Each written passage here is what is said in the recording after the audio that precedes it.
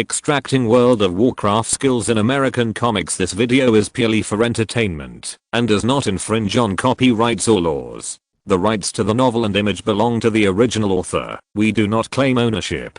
Don't like waiting and want to listen to this fanfic in full now? Subscribe to our Patreon, where you'll find the best fanfics. Chapter 226, Pink Iron Man appears. Happy New Year to everyone. The battle in the block is still going on. Outside the block, military vehicles and S.H.I.E.L.D. agents have surrounded the block. Countless guns are ready to prevent demons from flying out of the block. A steady stream of demons rushed out of the space cracks, fearlessly rushing towards Uncle Kyan and others. Across the space cracks, Darkseid's tall figure was sitting on a throne, his eyes fixed on the space cracks in the distance. Darkseid's voice fell, and an ugly alien hiding in the hood walked under Darkseid, knelt on one knee and said, "What do you want, King? I want you to transform all the lives in this world into demons, and I want to take the opposite universe into my hands." Darkseid opened his huge palm and said in a deep voice, "As you wish, my king." After Darkseid finished speaking, he walked outside to carry out Darkseid's orders. "Kalibak, can't. Take Mantis to the other side and kill all those rebels. I want you to take control of that area and wait for my arrival." "Yes." Two figures walked out, responded respectfully, and then walked towards the space crack. Behind them, there were several green-skinned monsters. After giving the order, Darkseid fell into silence again. On the block, several figures walked out of the crack, which directly attracted everyone's attention. A strong man like a lion, and an elegant man who looked like a human. Behind them, there were several green monsters who were staring at Uncle Kyan and others. The moment they saw the strong man, a violent breath from the primitive wilderness rushed towards everyone. "Let's do it. Can't, leave the few people over there to me, and those will be left to you, and the two giant beasts in the sky will be left to Mantis." Kalibak pointed at Aquaman, Berry, Johnny and Wanda, and then pointed at Uncle Kyan and Eddie, and said to Kant. As soon as he finished speaking, several monsters behind him had already pounced towards the Red Dragon and the Fire Phoenix in the air. The jumping ability of several monsters was amazing. In one jump, they had already reached the height of the Red Dragon. Their green fingertips were flashing with cold light, and they grabbed the Red Dragon's body fiercely. Chi-chi-chi, a harsh sound rang out, but their fingertips flashing with cold light had no effect on the Red Dragon's dragon scales. The Red Dragon, who had already discovered several small insects, was very confident in his dragon scales. After all, not everyone was his master, and not everyone could cut his dragon scales with a knife. The Red Dragon suddenly grabbed downwards with a huge dragon claw, and a monster directly crashed into the Red Dragon's claw. Bang, a muffled sound rang out, and the Red Dragon's body shook slightly. He didn't expect that this monster's power was so strong that it could actually move his body slightly. It seems that he has to stretch his muscles. If he is so perfunctory, he may be laughed at by the chicken. There were also several monsters attacking the little chicken. As soon as the little chicken killed a demon, another monster would come around. If he didn't kill these monsters, he might not be able to move freely. However, these monsters were very flexible and powerful, and they could not be dealt with in a short time. Boom! At this moment, Hulk was blown away by Clark's punch, and then Clark's figure followed closely, and then punched Hulk again, directly blasting Hulk into the ground. Hulk's figure was embedded there. Then, Hulk's figure changed for a while, and finally turned back to Banner's appearance, and Hulk escaped. Clark floated in the air, and looked at the people on the ground with cold eyes. Banner was lying on the ground, looking depressed. Steve was holding a shield that had been broken into half in his hand, holding a long knife in his hand, and was half kneeling on the ground. Diana was lying next to him. Blood was flowing from the corner of her mouth, and her eyes were dim. Not far away, Vision's cape had been completely shattered, and one of his hands had been torn off by Clark, and he was sitting next to a street lamp. Seeing his miserable appearance, Wanda's eyes were red, but now she was fighting with Kalibak, and had no way to get out of the battle circle. The most relaxed person on the battlefield was Uncle Kyan, who was blocking the elegant Kant alone. As the best boxing and kicking skill among Darkseid's men, Kant has always been very confident, but today his self-confidence has been hit by Uncle Kyan. Any skills are useless to the blind man on the opposite side, and this blind man doesn't look like a blind man at all, since he can predict his next move in advance. He has never seen such a person, and his boxing and kicking skills are even more exquisite than his, and his skills are even more advanced. There is also a layer of energy that he has never seen before. Kant has never seen this kind of energy, a combination of hardness and softness, soft or hard. Seeing that Uncle Kyan can deal with this seemingly powerful alien alone, Natasha, Eddie and Bruce began to slaughter the surrounding demons. On the other side, Clark's figure floated down to Steve below. Seeing this ordinary person without any energy in his body, he could hold on to his hand for so long. Although it was the contribution of several other people, it was already remarkable. Clark's eyes glowed with red light, and heat vision shot out from his eyes and shot towards Steve. Although he admired this ordinary person very much, he must not let him go. Steve's combat experience saved his life again. When the red light in Clark's eyes glowed, Steve's body suddenly rolled to the side and directly avoided the attack of Clark's heat vision. Steve's movements have not stopped yet, and he retreated to the back again. The red light that swept across missed again. Clark frowned slightly, then his figure disappeared, approaching Steve directly, preparing to twist his head off. How could Steve's speed be as fast as Superman's? No matter how he dodged, in the blink of an eye, Clark's body bullied him and approached Steve. Clark did not make any other movements, and directly stretched out his right hand to grab Steve's neck. However, at this moment,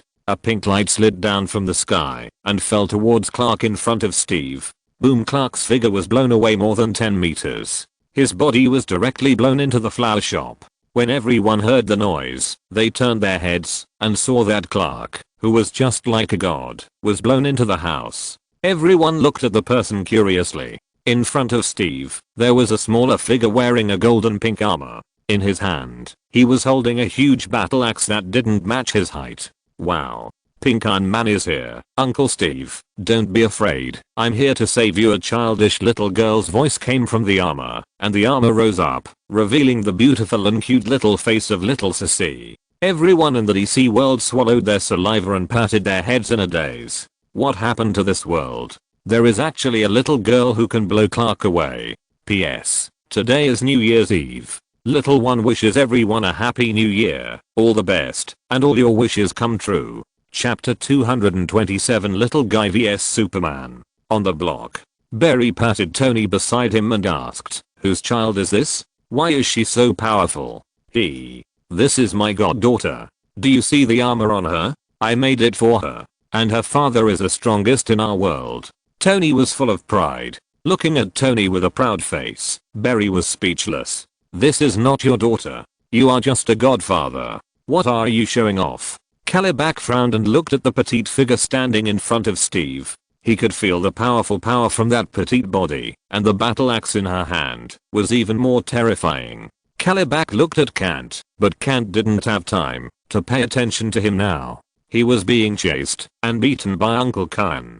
He was almost hit in the middle of his eyebrows by Uncle Kyan's guide stick several times. If he was hit by the blind man's guide stick, Kant would die here. A blind man is so powerful, it's simply unfair. And there is also a child who just came over. Bang! Clark's figure flew out of the house and floated in the air. His eyes were fixed on little Sissy on the ground, and then he rushed down from the air and punched little Sissy. Bang! Clark's fist was blocked by a huge axe in front of him and hit the axe firmly. An invisible shockwave spread between the two. Little Sissy's face flushed, and she used all her strength to hold the axe handle tightly. Just now, because it was a sneak attack, and Clark's attention was on Steve, the little guy was able to succeed. When Clark went all out, it was very difficult for the little guy to resist, even though she was wearing many artifacts. Bang! Clark suddenly exerted force, and little Sissy's figure flew backwards and hit Steve, and the two were then directly blown to the wall, then slowly slid down from the wall. Little Sissy. Everyone looked at little Sissy on the ground with worry, but Clark took advantage of the situation and flew towards the two. At this moment, swoosh, two white spider silks flew from a distance and then directly stuck to little Sissy and Steve and suddenly pulled the two apart. Just avoided Clark's fist. On the top of the turret, Peter was standing there wearing his spider uniform. and little Sissy was already standing at the door of the turret with Steve. Wow, shameless uncle. I'm angry. Little Sissy raised her visor and pouted her lips in dissatisfaction. Then, without waiting for Clark to reply, she took out her small backpack from the armor, and the universal small backpack appeared again. Little Sissy reached into the backpack, took out a scroll, and tore the scroll open, and then shouted loudly, "Beast scroll!" Boomed. The moment the scroll was torn open, a green light bloomed, surrounding little Sissy and Steve and the others. Then, little Sissy quickly took out another scroll from the backpack. Soulfire, increase the attack power of our units by 10% and a little armor. The golden light bloomed, then scattered, and once again wrapped around everyone. Clark quietly looked at the little guy opposite. What on earth were those lights? Kalibak took a few steps back, ready to return to the space crack. Among the few people who came over, Kant would stay here forever, and those mantises were already missing limbs. In a few minutes, they would probably be burned to ashes. Only Clark, who was controlled by his father, had spare energy. If he didn't leave now, when would he wait?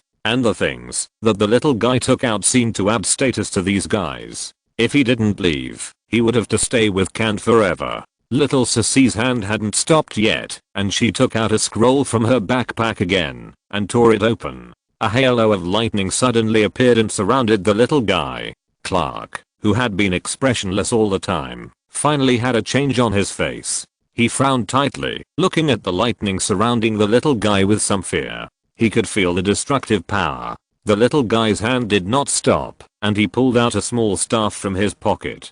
After the staff was taken out, a ray of light flashed on the staff, and the staff suddenly became larger. Little Sissy held the staff in her left hand, and pointed it at her body. Suddenly, a dark and petite figure appeared behind her, also wearing steel armor, and surrounded by light. Illusion Scepter.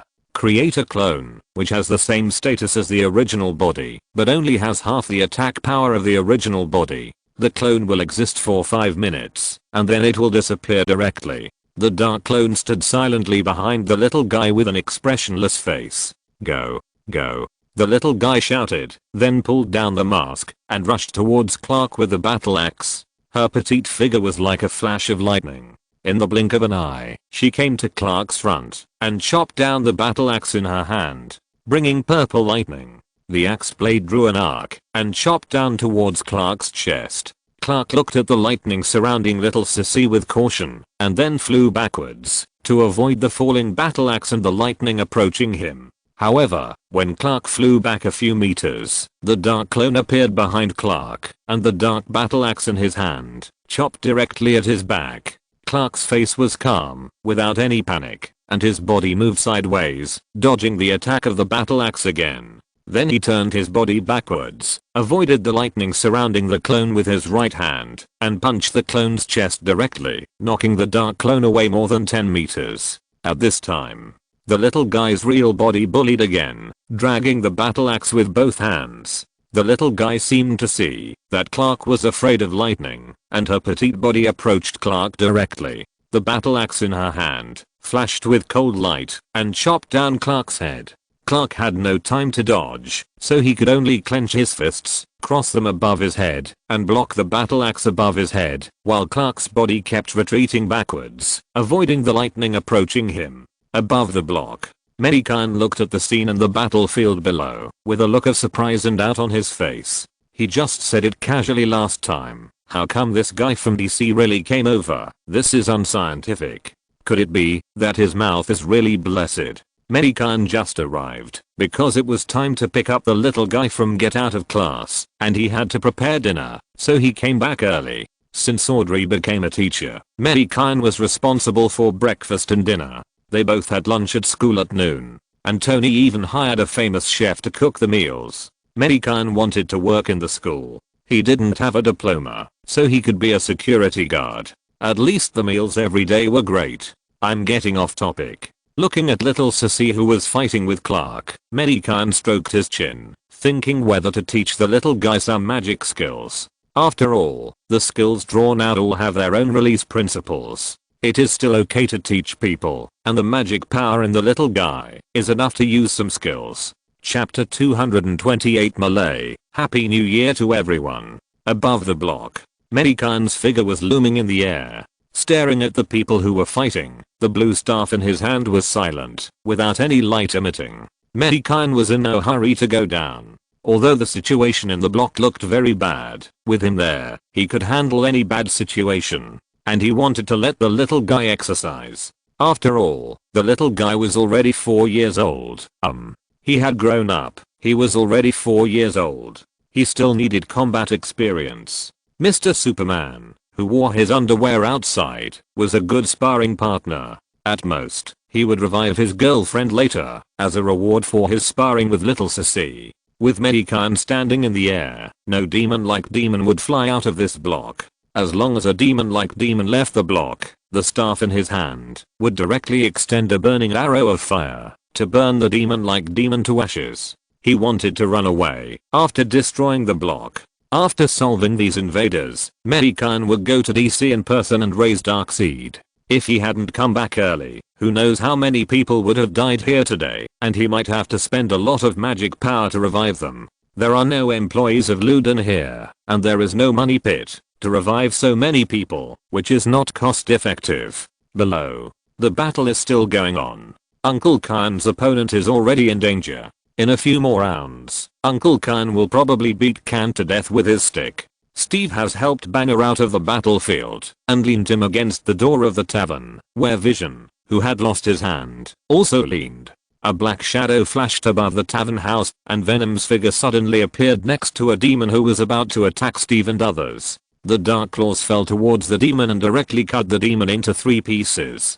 Then it slowly fell from the air. It almost hit Banner, but fortunately Steve noticed it and pulled Banner away directly. Otherwise he would not be hammered to death by Superman, but would be killed by high altitude throwing, which would be very unprofitable. Eddie, I can eat these ugly guys, right? Venom said excitedly while looking at these demons. Can you eat such ugly guys? And they are biological machines. Eddie's voice came out from Venom's body, full of disbelief. Venom was immediately discouraged when he heard this. He hadn't had a full meal for a long time. You can ask Khan. His opponent is about to die. Maybe you can go and get some food. Hearing Eddie's voice, Venom immediately became excited and looked at Khan, who was being beaten by Uncle Khan below. This elegant and handsome guy was very much to his taste. Venom's figure flashed, and he ran towards Uncle Khan, stretching out his claws from time to cut some demons into pieces. Next to the turret, Peter was holding a long alloy stick and sweeping to the side. Bang! Peter's powerful strength directly smashed a demon next to him into pieces. With a mutated body and the Kigan taught by Uncle Khan, Peter's current strength is incredible. The alloy stick was made by Tony for Peter, and even the battle suit he was wearing was made by Tony for him. And there are many mechanisms hidden in the alloy stick. How could Tony have used just a stick? Not far from Peter, red lightning and silver phantoms are constantly flashing next to some demons, and from time to time a demon will be broken behind 2 figures. The 2 are the fastest men in the eyes of the audience, the fastest Quicksilver in Marvel and the fastest Flash in DC. The 2 may be sparring in secret, neither of them is willing to stop, and they are running all the time. In the air, Green Goblin Harry stepped on the flight pedal, holding an energy weapon in his hand, and from time to time he blasted a beam of energy at a demon, piercing the demon's chest, leaving a charred hole. Ghost Rider Johnny was holding his flaming iron chain, wrapping around Calibac, who was determined to escape, and trying to drag Calibac to his side with both hands. Opposite Calibac, Wanda was controlling her power to drag Calibac into the illusion. Not far away, Aquaman, holding a trident, was rushing towards Calibac, and the trident in his hand stabbed Calibac fiercely. Perhaps sensing the coming of danger, Calibac broke free from Wanda's illusion. He moved his body slightly to the side and dodged Aquaman's trident. The moment he dodged the trident, Calibac kicked out and kicked Aquaman in the stomach. Aquaman was kicked away by Calibac again. This was the second time. Raw Calibac roared directly and broke free from Wanda's energy. HMPH Wanda on the opposite side groaned and then took a few steps back. Calibac suddenly used both hands to pull Johnny to his side and then swung his palm, which was firmly imprinted on Johnny's chest, slapping Johnny away with one palm, and directly took away Johnny's chain. He threw the chain out, wrapped it around Johnny, who who was flying backwards, and then pulled it hard, pulling Johnny towards him again. Kalibak threw down the chain in his hand, and 2 fists harder than steel hit Johnny firmly. The flames on Johnny's body seemed to be extinguished, and they were constantly flickering. Bang, his body fell directly to the ground. Then, Kalibak directly bullied himself, and a huge foot was about to step on Johnny's skull. If Johnny was stepped on, the skull burning with a weak flame might be directly broken. You know, Kalibak's fighting power is almost comparable to Superman. Although Kalibak wanted to escape back, he was only afraid of the guy behind the child. How could a child who could take out so many magical items not have a backer? If the guy hiding behind her came out, it is estimated that there would be no time to escape. If he thought these guys could stop him, he would not be Kalibak. And at this moment, a long alloy stick hit Kalibak's leg directly, and directly pulled the leg that Kalibak was about to step on aside, so that Johnny would not be crushed directly. White spider silk shot out from Peter's wrist, and stuck directly to Johnny's body, and then Peter pulled Johnny to Steve's side. Steve, their Captain America, the super soldier, directly became a medical soldier. Steve helped Johnny, who had recovered, to the door of the tavern. Once again, Johnny and Banner came together again. On the side, Natasha was gently stroking the red dragonfly lying on the ground. The tail of the big dragonfly had been broken into 2 pieces, and it was looking at Natasha with a weak breath. Natasha held an energy gun snatched from the demon in one hand, and looked at the demon, who wanted to approach with caution. Boom, a colorful light fell from the sky. Such a movement directly alarmed the people who were fighting.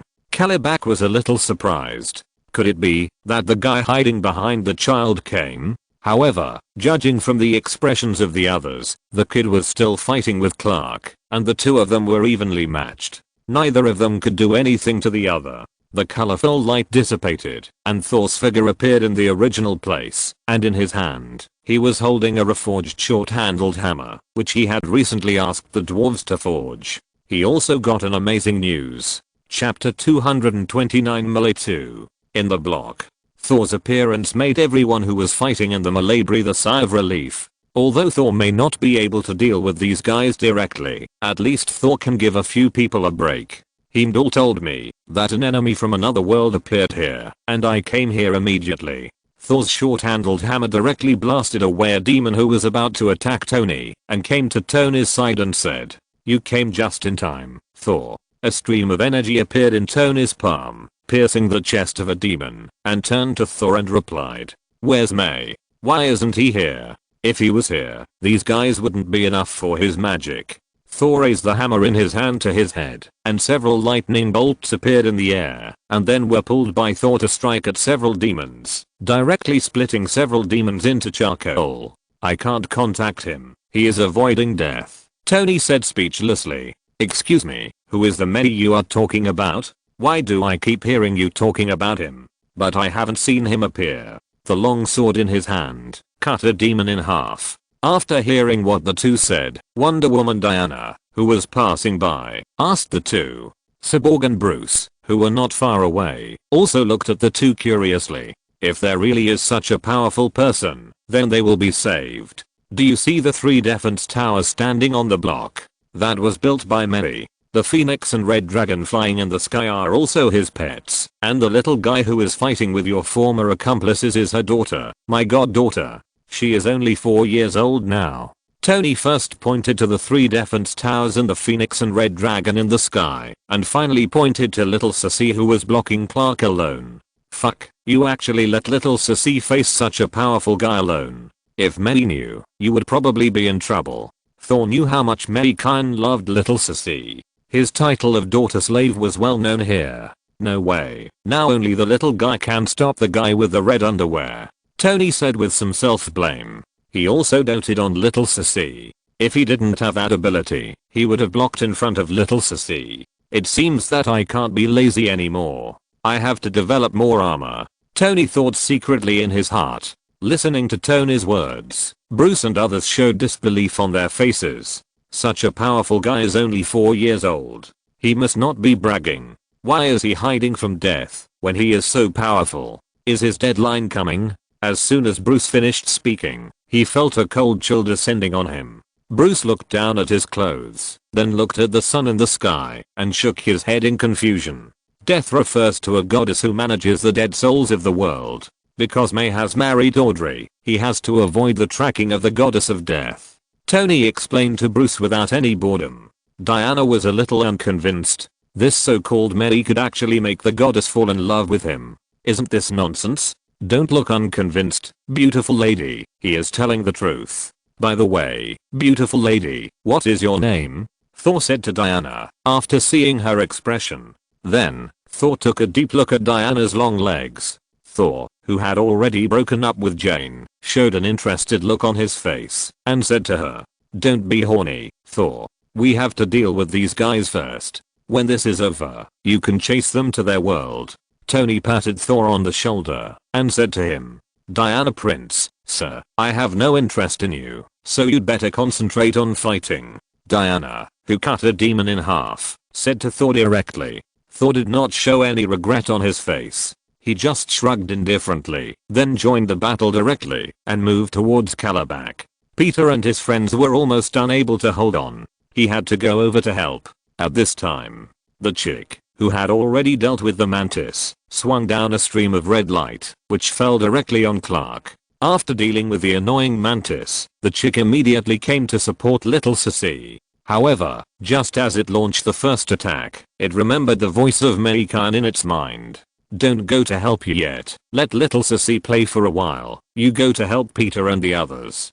Don't make a sound. The chick's heart moved, and immediately flew towards Kalibak excitedly. In the air, the chick's fiery red wings flapped, and 2 streams of light fell on Kalibak. Little chicken, go help little Sissy, we can handle this here, Thor shouted to the phoenix in the sky. Yeah, however, the chick, who had received Mei Gan's order, was unmoved. He flapped his 2 wings violently, fanning up the dust in the sky. Looking up, his figure had disappeared from the spot. When he reappeared, he had come to Kalibak's side, and the sharp claws flashing with cold light were grabbing Kalibak's head fiercely. Everyone had no doubt that, if Kalibak was grabbed by this claw, there would definitely be a few more holes on his head. A trace of panic flashed in Kalibak's eyes. His body had just been hit by Thor's hammer, and his body was still flying in the air. There was no place to put his strength, so Xian could only protect his head first. Otherwise, how could he survive if his head was scratched? Kalibak raised his hands to protect his head. At the same time, the little chicken's claws just grabbed down, making several holes in his left arm, and then the little chicken suddenly pulled his left arm off fiercely. Kalibak let out a scream that resounded through the block. Bang! Kalibak's body fell solidly to the ground, covering his left arm, and gasping for breath. From the broken part of his left arm, blood was gushing out, staining the ground bright red. In the air, the 2 red pupils of the little chicken were flashing coldly, staring straight at Kalibak. The claws below were grabbing Kalibak's left arm, and bright red blood was dripping to the ground from the broken part of the arm. Aquaman stared blankly at Kalibak, who had lost an arm. They had been abused by this guy for so long, and as soon as the phoenix came, it tore off one of this guy's arms. The timing was so accurate. Aquaman was in a daze, but the others were not. After all, they were used to all kinds of impossible things created by Mei Gan. Only Aquaman, a country bumpkin from DC, would do this. The first to take action was Thor, the god of thunder from Asgard. The short-handled hammer in his hand flew out and hit Kalibak, who was covering his arm. Next to Thor, Peter waved the long stick in his hand, and accompanied by stick shadows all over the sky, a huge stick shadow fell towards Kalibak. If you're listening to this novel on a channel other than Fanfic World, it means they downloaded and uploaded it without effort. We cordially invite you to visit our channel, Mundo Fanfic Novelos. There you'll find the original version of this story, and you can explore many other novels of various genres. We're waiting for you to immerse yourself in a world of incredible novels. Chapter 230 Appearance. DC Universe. Darkseid, who was sitting quietly on the throne, stood up suddenly while looking at the scene in the crack. His big eyes were flashing with cold light. He looked at the battle on the other side of the crack with murderous intent. In just half a moment, several of his men were killed. Although he hated Kalibak very much and didn't let him call him father, they were his men after all. It was not good to play with his men so cruelly and not give him face at this time.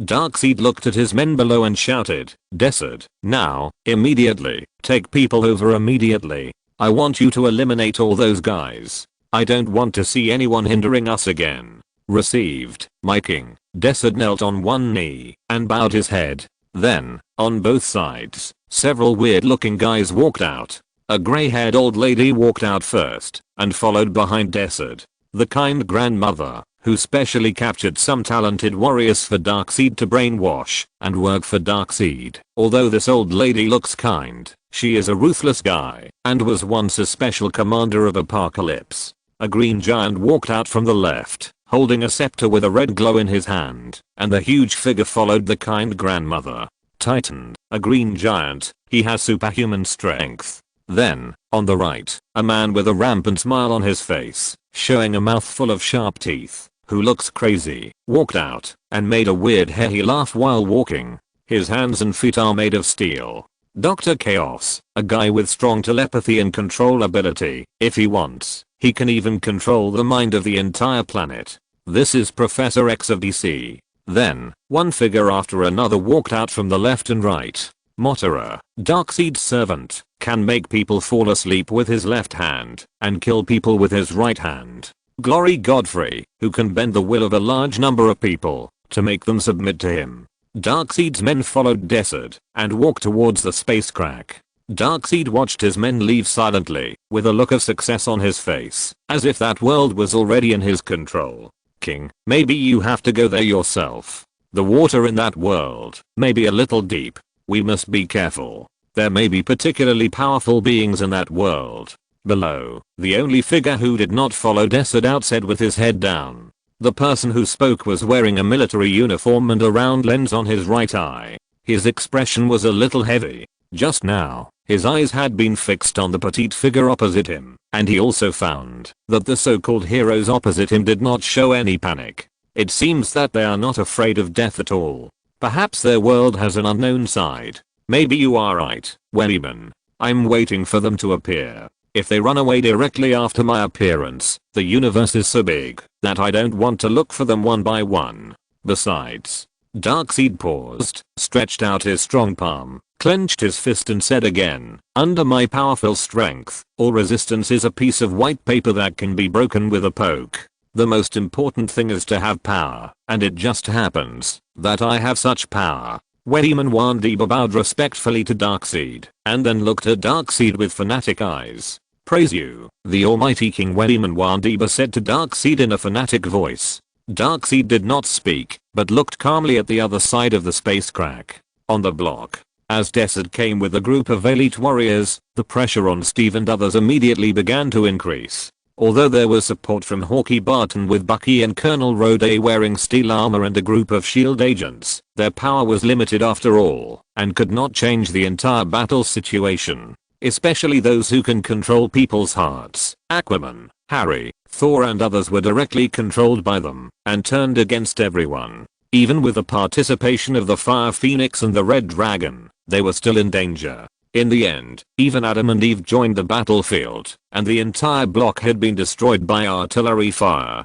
Fortunately, there were troops and S.H.I.E.L.D. agents around the block, so that the people living nearby quickly left and evacuated. Otherwise, many people would have died in the Big Apple today. Bang! A figure was hit by Thor's hammer, and fell in front of Natasha. Natasha hurriedly stepped forward, and helped Barton up, and then the two retreated to Steve's side. Bang, bang, bang. Then, several figures fell to the ground in front of Steve. It was Bruce and other members of the DC Justice League. On the opposite side, Thor, Aquaman, Harry and others were looking at Steve, and others with red eyes and calm faces. They had been directly controlled by Dr. Chaos. Swoosh! Little Sissy drove the Mark armor, and landed beside the crowd. She opened her visor, and said with some displeasure, "It's not fun. That bad uncle in the underwear can't be hurt, no matter how hard he is beaten. He is like a turtle shell. I want to learn some magic from my dad, and beat him up." Humph. After little Sissy finished speaking, she glared at Clark, who was floating in the air, and her clone had just reached the time and dissipated. Clark's face was calm, and he just glanced at little Sissy. "Hey, stupid natives of this world, you'd better put down your weapons, kneel down, and welcome the arrival of your great king, Lord Darkseid. Otherwise. Desert walked to the front with an elegant step, paused, and then said again, otherwise, you can go directly to hell. You can come back from hell, fool. You guys can make us surrender, so save your energy. Tony pulled up the visor and looked at the other party with disdain. Eddie, this guy looks delicious. The guy just now tasted good. I'll take his head later. Venom stood on a big rock, looking at Desert with murderous eyes. The sound of this guy's voice made him very unhappy. Even if he didn't taste good, he had to swallow him. I agree, Venom. Eddie's voice came from his body. I agree too. I've lived for so many years, and have never seen such an arrogant guy. Steve took a few steps forward, and said with a big knife in his hand. Don't brag, Captain. You have been sleeping in the ice for 70 years. How can you have seen so many people? Tony directly exposed Steve's words. That's what makes you annoying, Tony, Steve said half jokingly, after squinting at Tony. Desert, Darkseid's subordinate and right-hand man of Apocalypse, your words make me very unhappy, so I will give your head directly to Venom later. It will be your honor to turn into his feces, Desert. The plain voice sounded from the sky, attracting everyone's attention. Steve and the others all showed excitement on their faces, and their bodies relaxed involuntarily. By the way, Venom, can you defecate? Plum looked Venom up and down and asked again. Eddie can, Venom replied in a low voice. Chapter 231 looks pretty ordinary. On the street, the breeze rolled up a cloud of dust, causing everyone to squint their eyes involuntarily, fearing that the dust would get into their eyes. As Mei Gan's voice rang out in the air, his figure suddenly appeared opposite Desert, and the staff in his hand was finally no longer silent, emitting a dazzling blue light. Seeing Mei Gan's appearance, Tony and others could finally relax. Next, they just had to sit aside, eat melon seeds, and shout a few 666 by the way. This was what Tony and others wanted to say. Dad.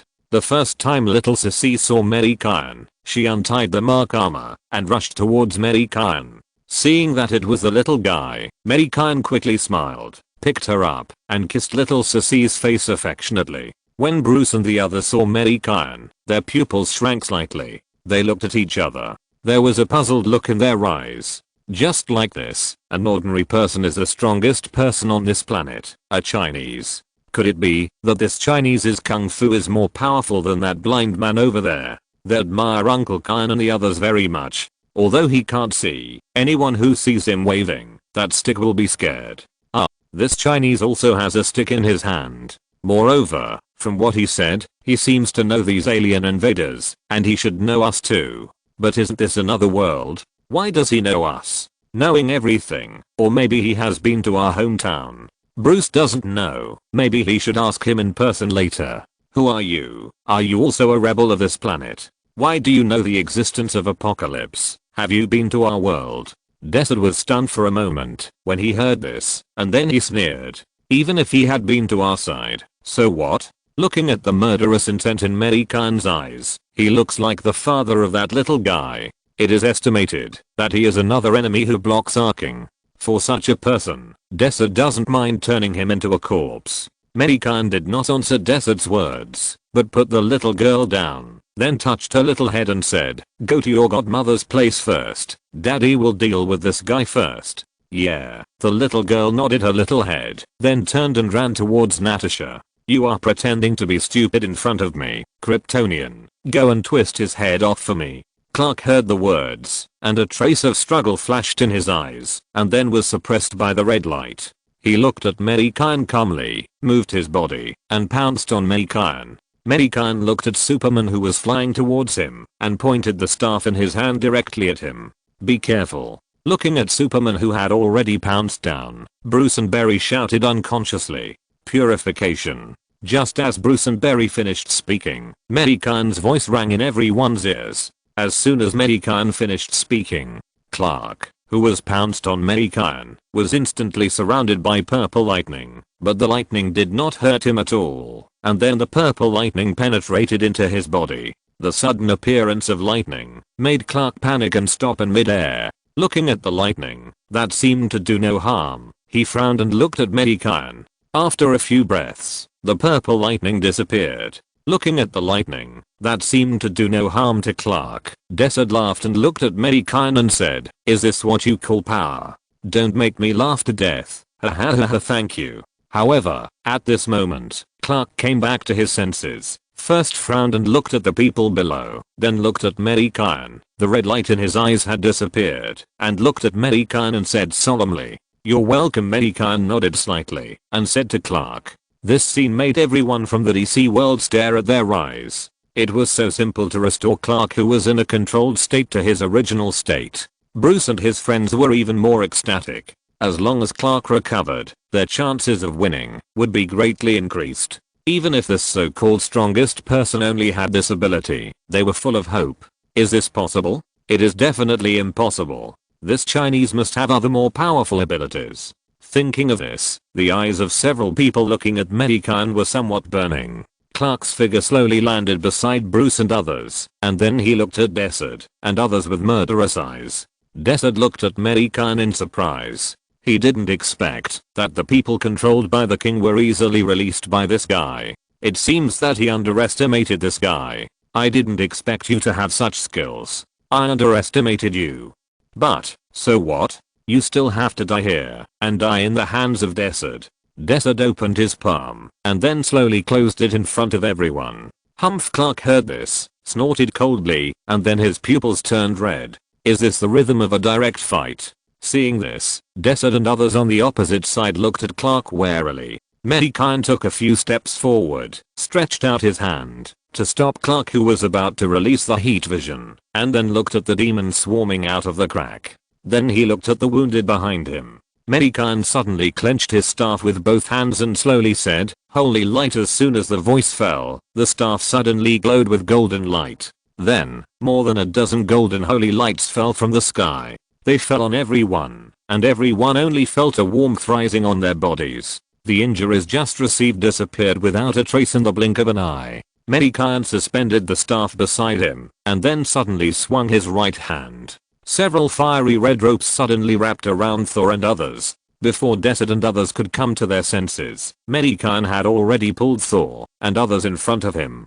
Then, the staff suspended beside Mei Gan suddenly emitted a blue light. Purple lightning suddenly flashed on the bodies of several people. After a few breaths, the red light in the pupils of several people had dissipated.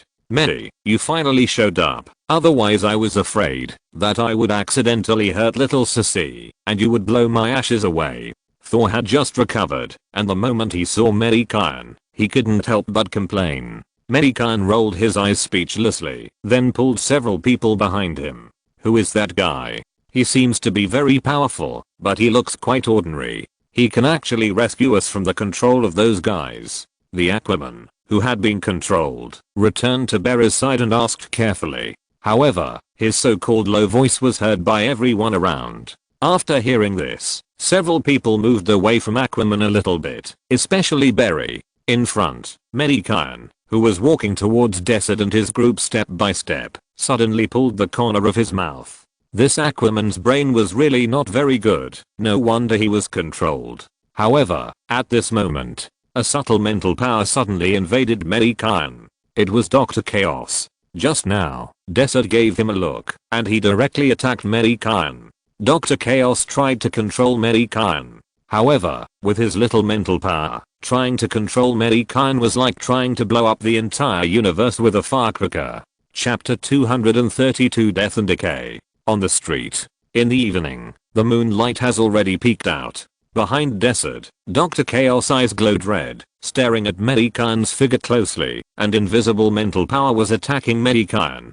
Mei Gan raised his eyebrows slightly. Then he turned to look at Dr. Chaos, and blue light shone in Mei Gan's eyes. The huge mental power was like a wave hitting Dr. Chaos, surging.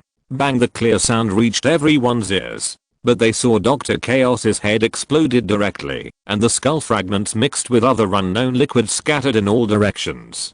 Those liquids, skulls and broken meat directly stuck to the bodies of several people around, which startled them at first, and then countless nausea rose from their hearts. "A mere spark dares to shine in front of me," Mei Gan said calmly to Desert and the others.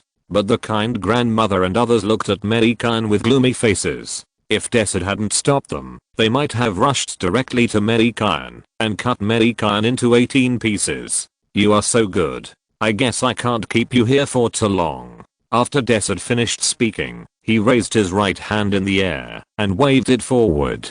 Suddenly, the demons in the sky gathered towards Mei Gan like flies staring at food. Some demons holding energy guns began to fire energy at Mei Gan. More demons attacked at close range. Mei Gan looked at the demons filling the sky with cold eyes, ignoring the energy shot at him. The blue staff in his hand suddenly emitted a bright light, which pierced everyone's eyes and made everyone close their eyes unconsciously. Just as the demons dived down, Mei Gan murmured, "Death and decay." Suddenly, above Mei Gan's head dark energy gathered in the air. Seeing the sudden appearance of dark energy, the demon stopped diving and looked at the energy in confusion. After a few breaths, purple light burst out in the dark energy ball. Bang! When the purple light was temporarily released, invisible shock waves rushed to the surroundings, and all the demons touched by the shock waves were instantly shattered in the air. The demons had no time to react and turned into ashes in an instant. The purple light suddenly bloomed above Mei Gan's head, just like purple roses suddenly blooming, so beautiful and moving, and the shock waves emitted even shattered the space directly, revealing a series of spatial cracks. In the cracks, spatial turbulence emerged and disappeared in that area. The demons in the sky were shattered by the invisible energy in the blink of an eye. In an instant, the sky became clear, and there was no demon anymore. Only some fine dust was floating in the air. Everyone was stunned there, staring blankly at the scene in the sky. Whether it was Clark and others, or Desert and others, they were all shocked by the beautiful purple light. "This is what you call not being able to keep me, so what other means do you have?" Mei Gan walked slowly towards Desert and said coldly. Desert and the others swallowed hard after hearing this. They knew that even Darkseid didn't have the ability to destroy so many demons in an instant, unless he held the mother box. Could it be this blue scepter? He could still clearly remember the light that the scepter had just shone on. Desert looked at the staff in Mei Gan's hand, his eyes gloomy and uncertain. "It seems that you have nothing to say, so stay here forever." Mei Gan stretched out his right hand, and the blue staff shone again, still so dazzling. Boom! More than a dozen purple lightning bolts emerged directly from the staff and struck Desert and the others. Forked lightning, the skill of the neutral hero Nagasiren. However, at this moment, a blue light curtain rose in front of Desert and the others, blocking the approach of lightning. Crash! The blue light curtain only blocked for 10 seconds before it broke apart. Seeing that the light curtain had broken apart, Mei Gan retracted the staff and looked at the crack in the space. After a few breaths, Darkseid, holding the combined mother box in his hand, slowly walked out of the space crack. "Sir, as long as you hand those people over to us, our people will immediately withdraw from your world and smooth out this crack." Ever since seeing the appearance of death and decay, Darkseid knew that if he didn't want to fight to the death, it would be better to take people away directly, otherwise he might end up being a bachelor. And even if he fought to the death, he didn't know if the mother box in his hand could withstand the staff in that guy's hand. "My residence was destroyed by you and turned directly into ruins, and my friends were injured. Now that you may not be able to win, you want to run away. Do you think there is such a good thing in the world?" Mei Gan looked at Darkseid with a cold face. When this guy led people to destroy his neighborhood, he had already decided that he must kill this guy. "Sir, you just used so much magic. How many times can you hold on? The lightning magic just now is not comparable to the lethality of the magic you used to destroy the demons. So how many times can you use it?" Darkseid sneered and said to Mei Gan. He was gambling. If he won, then everything would be fine, and the world would eventually become his possession. If he lost, this would never happen. Darkseid thought conceitedly. Mei Gan wanted to laugh in his heart. Just with the forked lightning, he didn't use much magic power at all. He just wanted to cripple a few guys, so that others could vent their anger. Who knew that Darkseid would misunderstand that he didn't have much magic power? Although Mei Gan knew how much blue bar he had left, but others didn't know, just like Bruce and others, frowned and looked at Mei Gan with some worry. Steve and Tony were different. They even wanted to laugh. They knew Mei Gan well. Mei Gan could use this level of magic at least hundreds of times, right? Think about the power that broke through hell and the thunder lizard that was running beside him. So you want to try it? Mei Gan walked forward again. Seeing Mei Gan's fearless look, Darkseid frowned slightly.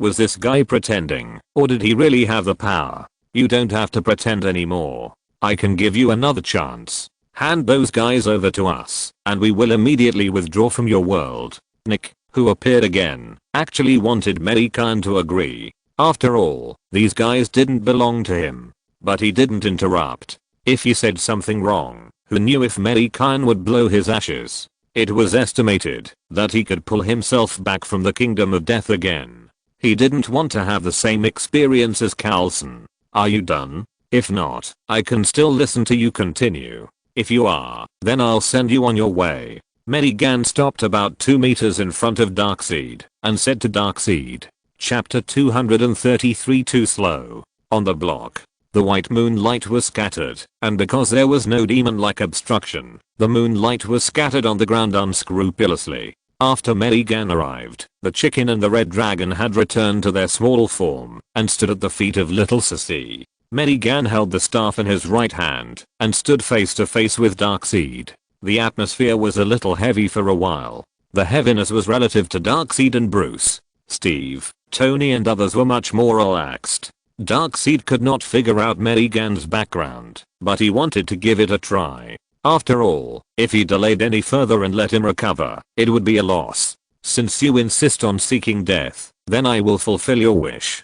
The mother box in Darkseid's hand was emitting a blue light. He suddenly stretched out his hand to Mei Gan, and a red light hit Mei Gan's chest. The staff in Mei Gan's hand glowed slightly, and suddenly, a blue round shield appeared in front of Mei Gan, directly blocking Darkseid's red energy in front of him.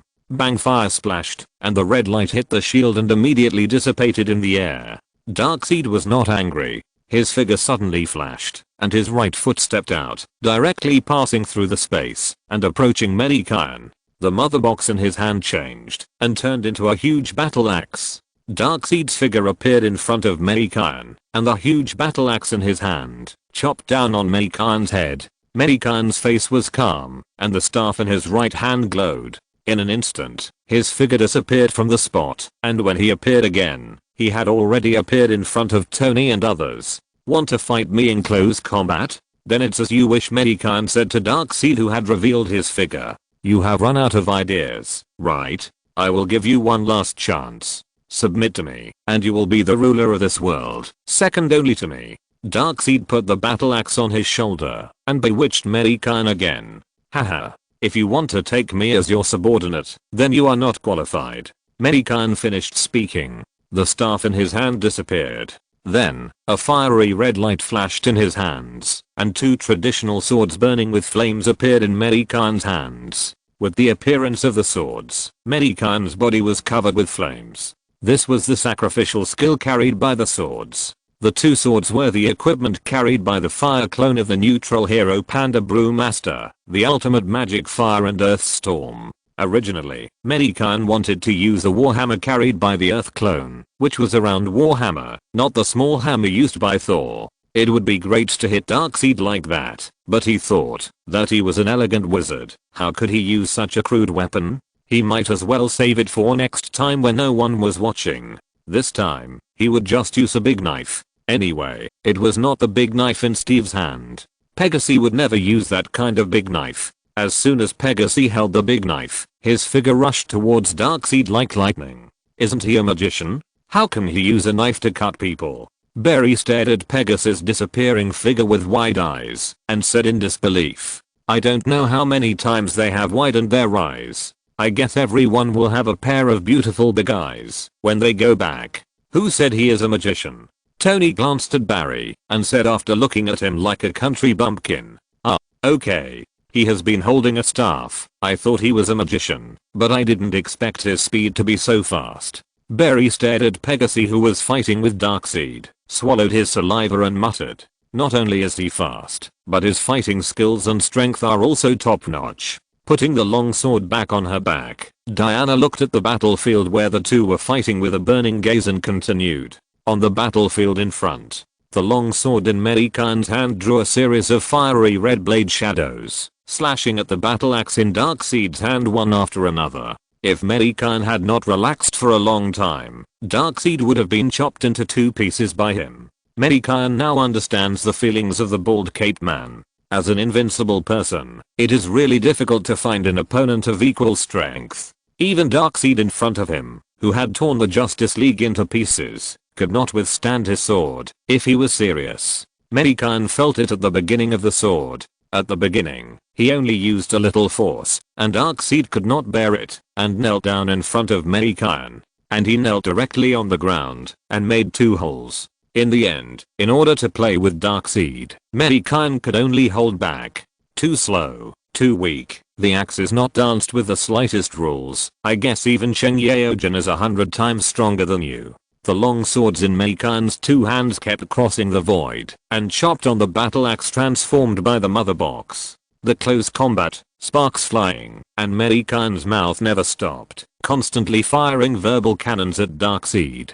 Too slow, too slow. Did you not eat enough at noon, and you still want to take me as your subordinate? What is your basis? Is it your muscles? Mei Gan exerted a little force with his right hand, directly forced Darkseid back, shook his head and said. Darkseid was furious, his pupils turned red, and he looked at Mei Gan with shame and anger. The battle axe in his hand suddenly disappeared and returned to the mother box state again. Damn la, you are obviously a warrior, but you pretended to be a magician. You are a guy with no martial ethics. Come to cheat, Darkseid said to cover up his embarrassment and anger. Stop, you also know Mr. Ma's famous saying. I have used this sentence at least 800 times when I read novels before. Let's change to something new. Mei Gan threw the long knife in his hand and looked at Darkseid with disdain. Darkseid's eyes widened, and the mother box in his hand burst into blue light. The whole space suddenly began to vibrate, like a wave, spreading to the surroundings. With Darkseid as the center, the space began to collapse, and pieces of space shattered like glass, turning into stars, and floating towards the sky. As the space shattered, behind the shattered space, a dark world appeared in everyone's eyes. It was like an abyss, and people couldn't help but feel fear and foreboding when looking at it. It was like a terrifying giant beast opened its bloody mouth and was about to swallow everyone. Mei Gan frowned slightly. He didn't expect the mother box to have such an effect. With a thought, the long swords burning with flames in his hands disappeared, and purple light flashed in his hands. A warhammer longer and bigger than the warhammer of the dwarves appeared in his hands. This was the weapon of the orc hero, Thrall. As for why it was always a hammer, Mei Gan was also puzzled why most heroes' weapons were hammers. This was totally inconsistent with his image as a mage. As a long-range mage, Thrall also used a warhammer instead of a staff, which made Mei Gan speechless. Chapter 234. It will scare my venom baby to death. On the block, the space collapse was spreading rapidly. Desert and his men had retreated behind Darkseid, with cruel smiles on their faces. Darkseid stared at Mei Gan with a sinister look. He wanted to eat the man who had made him lose face in front of his men. Mei Gan held the warhammer in his hand, and ignored the looks of Darkseid and his men. The warhammer suddenly shone beautifully in Mei Gan's hand, and the red light was diffused. Suddenly, a vibration was heard where Darkseid and his men were standing, causing their bodies to shake constantly, and they could not stand at all. And around them, the space that was breaking suddenly stopped. Then the space began to stretch like a wave, converging towards Darkseid and his men. In the blink of an eye, the broken space had returned to its original state. It was as if it had never been broken. Mei Gan looked at Darkseid and his men with cold eyes, and the magic power around him began to roll, and dark magic power visible to the naked eye began to spread out from Mei Gan's body. A semicircular dome was formed, and then it covered them like lightning. Mei Gan raised the hammer in his hand slowly, and saw that the space that had been covered by magic seemed to be peeled off and slowly floated into the air. As the space rose, the original place returned to its original appearance without any change. And Darkseid had been locked in the space copied by Mei Gan. Earthquake. Mei Gan raised the hammer in his hand, and the red light bloomed. The dark magic suddenly changed violently, and turned into transparent magic in the blink of an eye. Then, the copied space suddenly shook violently. Inside, the sudden movement awakened them who were still fantasizing about controlling the world. Darkseid and others were like headless flies, frantically looking for an exit. In their senses, they had been standing opposite Mei Gan, and Darkseid had been corroding the world with the power of the mother box. In their opinion, it would not be long before Mei Gan and his men would fall into nothingness, and then they would be like bodies without souls, walking in the nothingness. However, they didn't know that Mei Gan had already stripped out the space they were in, and all they wanted to see was what Mei Gan had specifically let them see. In that space, the violent vibrations became more and more violent, and some of the demons that followed Darkseid had already been shattered by the violent vibrations. They turned into dust and floated. Some of Darkseid's men who were not so strong had their bodies broken and shattered. Some broken limbs and arms were already shaking randomly in that space. Blood of various colors was falling like rain. No damn it. When did this guy imprison us? Darkseid had no damage, because he held the mother box in his hand. A blue light shield was wrapping around him, keeping him safe. But energy can be consumed, and he didn't want to have infinite blue bars like Mei Gan. But his face was already as pale as white paper, and he could imprison so many of them silently. How could that guy still have such power? King, save us. Desert's hands and feet were broken, leaving only a head and body screaming and wailing, looking at Darkseid with a pair of eyes, revealing the desire to survive. Mei Gan took special care of him, because he promised Venom to leave his head to him. They were imprisoned in a semicircular space, like creatures locked in a closed iron bell. The sound of knocking was enough to kill any creature. And it was not just the vibration of the sound, but the earthquake skill. Thrall's ultimate magic. Otherwise, why would Mei Gan take out Thrall's hammer? It was because it had a sense of ritual. After all, it was using his ultimate magic. When Darkseid wanted to corrupt the Marvel world, Mei Gan thought of putting these guys in a bowl and shocking them to death. A moment later, Darkseid could no longer maintain the consumption of the mother box's energy. At this moment, spider-web-like cracks suddenly appeared on the blue light shield. Then it spread to the entire light shield. A moment later, clatter, clatter, the sound of broken glass reached Darkseid's ears. The mother box suddenly fell from Darkseid's hand, and Darkseid's body was torn apart and stretched. No, I'm Darkseid, the king of apocalypse. How can I die here? Darkseid's hoarse voice came from inside. Bruce and others showed relieved expressions on their faces. Especially Clark. He saw Lois being killed by Darkseid with his own eyes, right in front of his eyes. That kind of pain is still lurking in his heart. Bang. Mei Gan and Darkseid looked at each other. He suddenly stretched out his left hand, slowly clenched his fist, and made a subtle sound from his mouth. Darkseid completely understood what Mei Gan meant. As soon as the voice fell, the space shook violently again. Bang. The explosion sounded, and the entire copied space exploded and shattered, turned into dust, and scattered on the ground. Unfortunately, the streets are all concrete. If it were a crop field, it could still moisten the land. After the space exploded, two things fell from there. One was the mother box, and the other was the still alive desert, which was specially reserved by Mei Gan for Venom. Venom, I promised you. Go and try it. Mei Gan's figure suddenly appeared beside Venom, startling Venom and jumping to the wall next to him. Venom was relieved to hear Mei Gan's words to him, and almost scared him back. I say, Mei boss, can you not be so elusive next time? It will scare my Venom baby to death. Don't be so timid. You dare to follow your companions to invade the earth. Mei Gan glanced at Venom and said, I was tricked. Venom explained in a low voice, and then remembered Mei Gan's promise to him, and quickly looked at Desert, the guy who was pretending to be stupid in front of them, with shining eyes. Wow. Then, Venom ran over like a dog seeing poop. Behind, Natasha quickly covered the little guy's eyes, but she knew what Venom would do next. Ignore Venom's excitement. Mei Gan waved his hand, and the mother box was pulled by magic, and floated into Mei Gan's hand. Mei Gan looked up and down at the mother box, and seeing that there was nothing special about it, he threw the mother box directly in front of Clark. Here you are, but you must hide it well, or no one will save you next time, Mei Gan said to Clark. Thank you. Clark quickly picked up a stone from the ground, and caught the mother box, and said to Mei Gan, you're welcome, let's go. Let's go to your world. Mei Gan shrugged and then walked towards the DC world. When Bruce and others heard this, their faces suddenly became ugly. They thought Mei Gan wanted to enslave their world like Darkseid. Chapter 235 Burning Sky. Block. Outside the space crack. Mei Gan turned around and looked at Bruce and others with a puzzled look. On the opposite side, Bruce and others were pale and looked at Mei Gan warily. Is their world going to be destroyed by another big devil again? It's no wonder they think so, because Mei Gan's figure playing with Darkseid just now was too shocking. Why are you standing there? Don't you want to restore your world to its original state?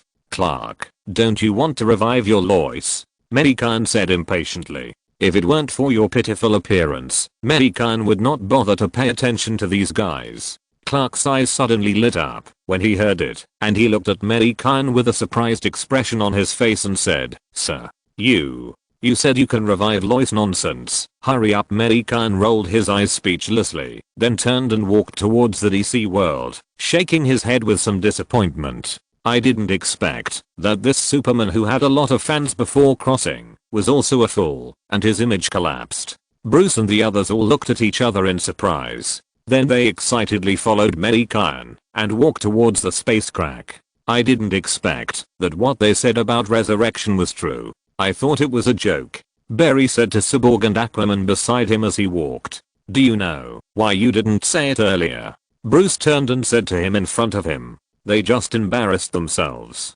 They wanted to go there to save people, but they thought they were going to spy on their world. Fortunately, they were generous and didn't blame them at all. I thought they were fooling me, didn't they? Barry said with his head slightly lowered. Behind them, Steve, Tony and others also followed with curiosity, wanting to see what the other world looked like. Everyone passed through the space crack. A moment later, after stepping through the space crack, everyone saw the dark and gloomy sky. Dark clouds covered the planet. Within the range of sight, countless flames were burning on the ruins, and countless gunpowder smoke rose and floated towards the sky. This is a destroyed world. Everywhere you look, there are collapsed houses and ruins that are shocking. Everyone followed Mei Gan and walked to a ruin, looking around at this planet that is already on the verge of destruction. In the sky, countless demons are flapping their wings behind them. Occasionally, a few demons grab some humans and fly into the huge spaceship in the sky. Soon, new demons will fly out of the spaceship, and their eyes will no longer have the rationality and emotions of humans. Looking at this scene in their own world, Bruce and others showed sad looks in their eyes. Then their hateful eyes were aimed at the floating spaceship in the sky. At this time, the demons in the sky finally found the figures of Mei Gan and his group, and then swooped down on them. It's already like this. It's easier to destroy it directly and then restore it. Mei Gan shook his head. The warhammer in his hand disappeared, and the blue staff appeared in his hand again. The blue staff suddenly stabbed into the ground. An invisible magic suddenly rushed in all directions, blowing up everyone's clothes and raising dust. Mei Gan raised his hands to the sky, then looked up at the sky, and red light began to bloom in his eyes. Slowly, Mei Gan's figure floated in the air. Boom. Or thunder suddenly bloomed in the air, resounding throughout the world. Purple lightning struck the ground, and all the demons in front of the lightning turned into dust in an instant. Come down. Burning flame as the voice fell. Red light suddenly lit up in the dark clouds covering the entire sky. From the beginning, it was a few stars, and then it covered the entire sky in the blink of an eye. Suddenly, the temperature of the entire planet suddenly rose, and the scorching breath began to rise around everyone. Boom. Large lightning flashed in the air, illuminating the dark sky like daylight. The burning red light painted the whole sky red, and then the dark clouds began to rotate rapidly. A red light fell from the center of the dark clouds, illuminating the whole land. Fiery red meteorites, large and small, began to fall from the center of the dark clouds. Woo woo woo, the sound of falling meteorites resounded in everyone's ears. The flying demons in the sky were immediately hit by the meteorites and turned into pieces of dust. DC all over the earth. Survivors were looking at the falling meteorites in the sky with horror. Isn't it the end of the world? Where is Superman? Where is Batman? Where are those superheroes? In Metropolis, a bald man was standing on a ruin, looking at the falling meteorites in panic. Has God abandoned us? In Central City, a mother with several children who escaped the capture of the demons was protecting her children behind her, holding her hands together, and praying to their God. Their God has no time to take care of these little things, and even if he wants to, he has to. Even if he knows, he probably doesn't know where to hide now. How dare he intervene? In the sky, countless meteorites began to fall. One after another, the meteorites fell accurately towards the demon-like, and a more terrifying meteorite fell straight towards the spaceship in the air. The meteorite dragged a red tail and hit the spaceship. In an instant, the huge spaceship was like a paper boat, breaking and then burning. Flames appeared in every part of the spaceship, and Darkseid's men began to follow in their footsteps. Sir, aren't you going to save our world? Why is this happening? Bruce looked at the rain of fire falling from the sky, his eyes red, turned around and looked at Mei Gan and questioned, if these rains of fire fell on the earth, would their homes still exist? Diana and the others had already clenched their weapons, and looked at Mei Gan and the others warily. Clark was the only one who didn't make any move. He was not like Bruce and the others. He could clearly see and feel that the rain of fire was falling on the demons, not hurting a single human. It didn't even automatically damage a tree, except for the trees with demons or the demons in the jungle. Mei Gan suddenly swung the staff in his hand, and a green light emerged. A thorn rushed out from the ground under Bruce's feet, and the thorns directly entangled Bruce, making him unable to move. Seeing this, Diana and the others' faces immediately changed, and they were about to rush towards Mei Gan. Clark quickly fell from the air to stop them. Get out of the way, Clark. Have you been controlled by him? Aquaman pointed the golden trident in Mei Gan's hand and said. Diana had taken out her sword and shield from behind, and stared straight at Clark, who was blocking them. If I was controlled by him, then I would have started to attack you, Clark said with a frown. Then why did you stop us? Didn't you see that he had Bruce under control? Cyborg took a step forward, with guns and cannons extended from behind, pointing at him. Chapter 236 Resurrection. DC Universe. On the ruins, Clark was confronting Diana and the others, but Barry didn't go with Cyborg and the others. He always believed in Tony and the others, a team that could directly take out the precious recovery scroll and give it to a stranger like him. How could he be an evil person? Barry was looking at the meteorites falling from the sky, seeing that the demons that were ravaging their world were rapidly disappearing. Barry knew the effect of Mei Gan's magic. Bruce, this is not Gotham, and it is not up to you, the Dark Knight, to decide. For the sake of the suffering in your world, I will not hold you accountable for introducing the enemy into our world. This is already a gift to you. Don't take my patience for granted. Even if I don't save your world, but destroy it, you still have to bear it. This is what you deserve. Don't think that you are the only smart person in the world, and don't think that you are the only righteous person. Just like what you did to Superman. If he hadn't let bygones be bygones, you might have died in his hands. Batman, the Dark Knight, the principle of not killing. Humph. Ridiculous. Mei Gan's cold voice came out, turning his head to look at Bruce, who was being tied up, and said, Batman's principle of not killing is for villains, such as the Joker who disturbed the order, and for Superman who has always stood on the side of justice. He sent the Joker and other villains who killed the people to prison, but directly sent Superman who saved the lives of civilians to hell. This is what he calls the principle of not killing. So Mei Gan despises Batman and marvels Daredevil. Ahem. That, Mr. Magician. Mr. Batman is just confused. He just said such words in a moment of anxiety. Let him go. In the end, Barry walked to Mei Gan with a licking face and said to Mei Gan, after all, he is his teammate, and he is also the big boss who provides him with food and drink. He still has to be saved. Clark explained to Diana and others on the side, those meteorites killed those invaders, and none of us were hurt. That's why we misunderstood him. Aquaman whispered with some shame. That's right. So you don't know the truth and make random guesses. Clark shrugged and turned away. Several people looked at each other, then put away their weapons, turned to the side, and hid their figures in the dark. On the side, Mei Gan stopped talking to Bruce Wayne. After he finished speaking, he waved his right hand lightly and let Bruce go. During this period of time, the demon-like invaders on Earth had been burned to ashes by the rain of fire. The raging rain of fire had been extinguished and disappeared, leaving only wisps of smoke and dust, slowly drifting towards the sky. Mei Gan waved his staff in his right hand again, and then his figure floated towards the sky. The invisible magic power enveloped everyone, and then led everyone to follow Mei Gan and float towards the sky. Everyone was floating in the air, looking at the devastation on the ground, the ruins and the screaming and wailing survivors. There was a look of pity in their eyes. Mei Gan gently pointed the staff at the ground. Then, the fallen trees and the mountains and forests that had been burned by the flames appeared green again, little by little, and then one by one, they emerged from the ground and grew towards the sky. The burned mountains were instantly surrounded by green, and trees and grass emerged from the ground. Half a while later, green mountains and parks appeared on this planet again. Then, Mei Gan looked at the cities and towns that had turned into ruins. He thought for a moment. Originally, Mei Gan wanted to use the time stone to directly restore the ruins and the dead, but Bruce's words just now made Mei Gan very unhappy, so the staff in Mei Gan's hand emitted a dazzling light, a deep purple light, which disappeared after a while. Everyone was confused. Could it be that Mei Gan had used some magic again, which they didn't know? As the light dissipated, on the ground of the planet, some humans who had no bones were regrouping and turned into corpses. Their faces turned blue, and they staggered forward only by instinct.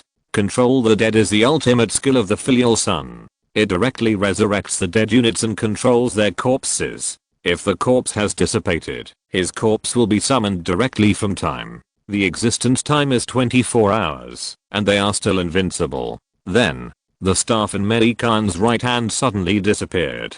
The light flashed, and a long-handled warhammer appeared in his hand. Seeing the appearance of the hammer, Steve, Tony and others all looked clear. After all, every time Mei Gan resurrected someone, he would take out this hammer. The people in DC were a little confused. Didn't they say resurrection? Why did he take out the hammer? Could there be a more powerful enemy on the planet? Ignoring the DC hero's wild thoughts, Mei Gan suddenly raised the hammer in his right hand. Group resurrection technique. Mei Gan's voice had just fallen. The sky suddenly filled with golden light. All over the world on the planet, all the humans who died in this accident, the sky above their heads appeared golden light. The whole planet was shrouded in gold. Boom! A huge sound rang out on the planet, deafening, and all the survivors heard this sound that resounded through the world. The survivors looked up quickly. They saw countless golden lights falling from the sky and landing on the ruins. And the corpses summoned by Mei Gan from time were also illuminated by the golden light. The dead bodies were filled with golden light, and their faces, which had turned dark blue, were quickly recovering their rosy skin, and life was back in them. Mei Gan had hit a bug. Inside the planet, in the capital of England, inside the ruins of a bar, a man in a beige windbreaker and a cigarette in his mouth was looking coldly at a winged angel in front of him. The angel Michael. This is also arranged by your lord, Michael. Constantine questioned Michael. No, these are all arranged by the demons, but those dead souls will go to heaven. John, you don't have to worry. Michael flapped his wings behind him and looked at Constantine seriously. He didn't know who arranged these things. Anyway, the bad ones were pushed onto the demons, and the good ones were pushed onto God. Don't brag and go to heaven, Michael. I find that you are actually no different from the demons. Anyway, you are all targeting our human souls, Constantine said to Michael with disdain, after spitting out a mouthful of eye circles.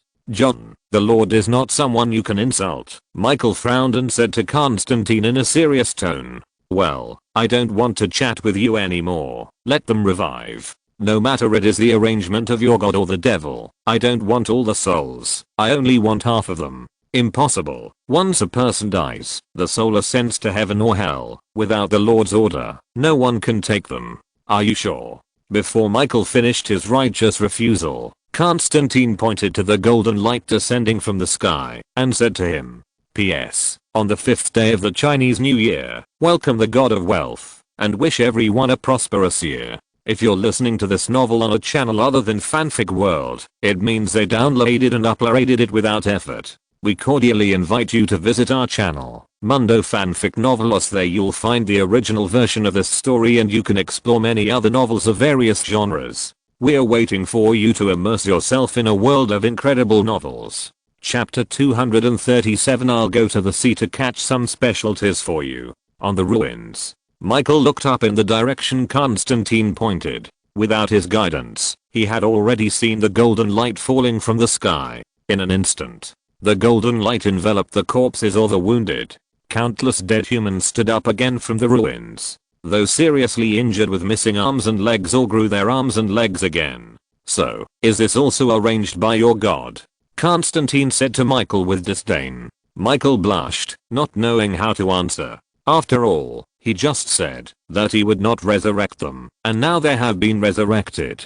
Isn't this a slap in his face? But the strong man who can resurrect so many people is not someone he can offend, so he should run away quickly. Next to the ruins. I'm alive. A man who had been pierced through the chest by a steel pipe looked at his chest with great surprise and shouted in disbelief. The voice spread far away. I'm fine too.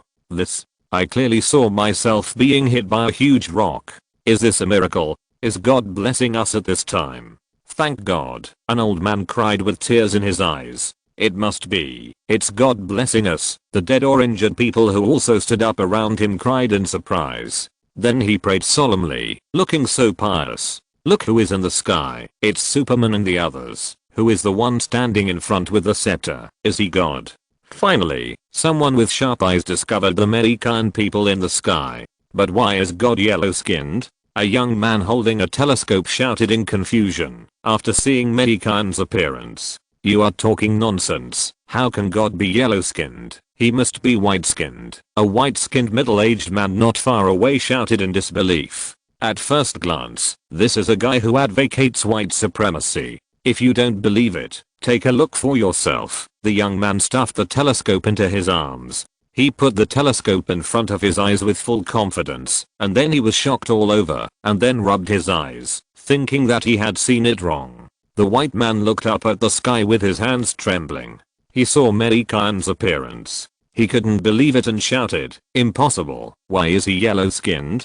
God should be white-skinned. White skin is the most noble." He muttered to himself, and the faith in his heart began to collapse. He returned the telescope to the young man like a zombie, and the middle-aged white man turned around and left, mumbling something.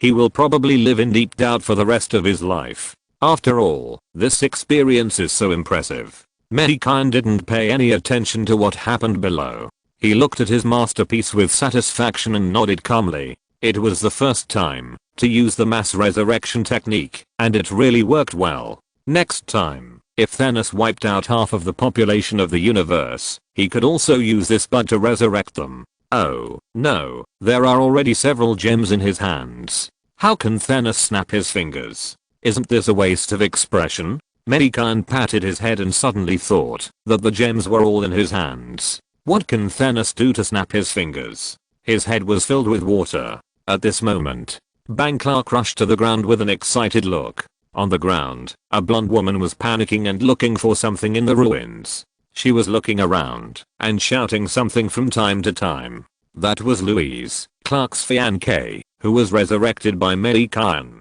Louise Clark's figure quickly landed beside Louise and called her excitedly. Louise's body shook violently when she heard the words, and then she threw herself into Clark's arms excitedly. Not far away, an old figure was looking at them with satisfaction. In the air, everyone was fed up with watching, especially those single dogs who were eating a mouthful of dog food. Thank you. And, I'm sorry just now, Diana said to Mei Gan with red eyes. She also saw her compatriots who were killed by Darkseid and others resurrected in the Amazon Paradise Island. You're welcome. It's just a magic thing anyway, Mei Gan said with a relaxed look. Although it's a very easy thing for you, it's a big deal for us. Before Diana could reply, the Sea King interrupted and said, "So, are you going to give me some treasure to repay me?" Mei Gan's words made the Sea King Arthur stunned. How could he be so direct? Didn't he always say that people in the East are very humble? He would always remind you in a roundabout way when he spoke. How could this person be so direct? This is not Eastern at all. Or or I can go to the sea to catch some specialties and bring them back for you to taste," Arthur said to Mei Gan with his innocent big eyes. The only thing he had was the trident in his hand, which was the most valuable thing. He didn't want to be the king of Atlantis, so he didn't take anything there. "I want seafood, but I can't catch it myself. I want you to bring some to me." Mei Gan's forehead was full of black lines, and then he glared at this guy. "Stupid. My magic is so cheap. Catching some seafood is like getting rid of me." Next to Aquaman, Diana, Cyborg, and Bruce all looked at Arthur in silence. It was not a good idea to let this guy talk. "If you want anything in this world, you can take it. Just consider it as our reward to you." Cyborg looked at Mei Gan sincerely and said to him, "No need. Since the matter has been completed, let's go back. Look at the ruins below. You still have a lot of things to do." Mei Gan pointed to the collapsed high-rise buildings below. It would take a long time to recover. Looking at the city full of ruins below, Bruce and others couldn't help but feel a headache. There are also those destroyed prisons and escaped fugitives. They have to be recaptured and locked up, otherwise it will make the whole society unstable. "Mr. Magician, call me Mei, or Mei Gan, or don't call me a magician." Clark, who had just flown back, was about to speak when Mei Gan interrupted him and said directly, "Okay, Mei, can you please not close the space crack for now? I heard that there are alien threats on your side. This time you helped us, and I owe you such a big favor. If I don't pay it back, I will feel uneasy, so, although, in fact, you don't need our help at all, but," although Clark didn't finish some of his words, Mei Gan also knew what he was going to say. "You ask them. I don't care." Mei Gan shrugged. Steve and Nick, who was being held by Natasha, looked at each other. Seeing Nick nodded slightly, Steve said, "Of course." Although Nick Fury suffered from a late stage of paranoia, he was not worried at all about Mei Gan's existence and the arrival of more superpowers. After all, they were all ants to Mei Gan.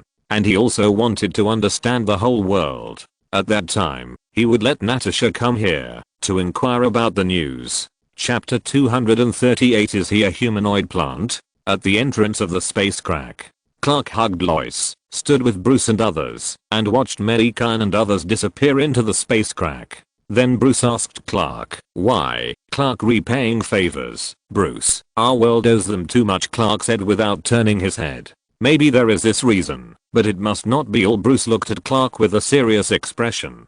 Clark did not answer Bruce immediately, but just looked up at the sky, and then said to Bruce and others, "Look at this mysterious universe. How many powerful enemies are hidden? Our hometown in this vast universe. Maybe tomorrow, maybe the day after tomorrow will be in danger of destruction. Just like the mother planet I have never seen. It is many times more powerful than the Earth, but in the end it still can't escape the fate of destruction. So, Bruce, we must have a strong ally." Mei is very good. Barry and others nodded involuntarily after hearing this, feeling that Clark's words made sense. However, Bruce disagreed and directly retorted, "What if he is my strongest enemy? Clark, we can't put the danger next door. None of us know what he is thinking. Moreover, even if there are powerful enemies in this universe, with us, as long as we work together, we will definitely be able to survive the crisis again and again. I was once a powerful enemy in your mind, Bruce, and that space crack is left to you. Bruce, you must take good care of it." Clark directly blocked Bruce's mouth with a word. Then, without waiting for Bruce to respond, he hugged Lois and soared into the sky. "I think Superman is right, Mr. Bruce. I don't feel any danger from them." Diana patted Bruce on the shoulder when she passed by him. "Ditto X2 Cyborg and Aquaman," Arthur said in unison. "Mr. Bruce, I think so too. I won't lose my job if I say this." Barry looked at Bruce and whispered. Bruce looked at Barry speechlessly and turned away. "Mr. Bruce, you haven't answered me yet." Barry hurriedly followed. Marvel Universe. Earth, on the street. Mei Gan led everyone out of the space crack. Looking at the street in front of him where most of the houses had collapsed, Mei Gan had the urge to revive Darkseid and beat him up again. "Fuck, we have to renovate it again. Is this street the conflict that Khan said at the beginning?" Tony's eyes twitched slightly, and he cursed. "Mei, can you restore our house directly like last time? Otherwise, we have to sleep in a hotel, or go to Skull Island tonight." Tony then turned to Mei Gan and said, "Of course, otherwise little Sissy will have another reason not to go to school tomorrow." Mei Gan glanced at the little girl who was secretly happy and whispered to several people. Looking at the little girl's excitement, you can know how much it is worth celebrating for her not to go to school. When several people saw the little girl's appearance, they all smiled knowingly. After that, Mei Gan took out the green time gem from the space. The magic power in his hand condensed, and the green light of the time gem shone. Then, several mysterious runes appeared in front of him, and then the block was like a dead skin was plucked, and in the blink of an eye, the block returned to its previous appearance. It was impossible to tell that there had been a war here. TSK, TSK, TSK, no matter how many times I see it, it's always so amazing. It's amazing. Steve stood next to the turret with his hands on his hips, looked around for a while, and sighed. "That's right, Mei. Sometimes I really want to learn a few tricks of your magic," Banner said, hugging Mei Gan's shoulders.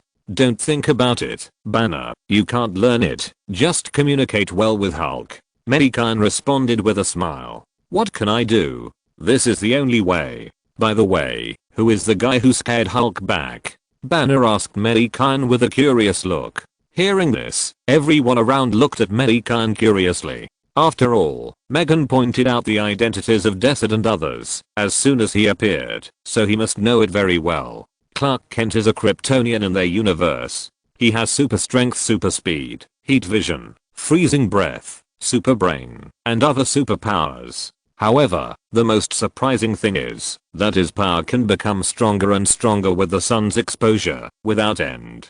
What fake? Tony widened his eyes and swore in disbelief. Photosynthesis. Is he a humanoid plant?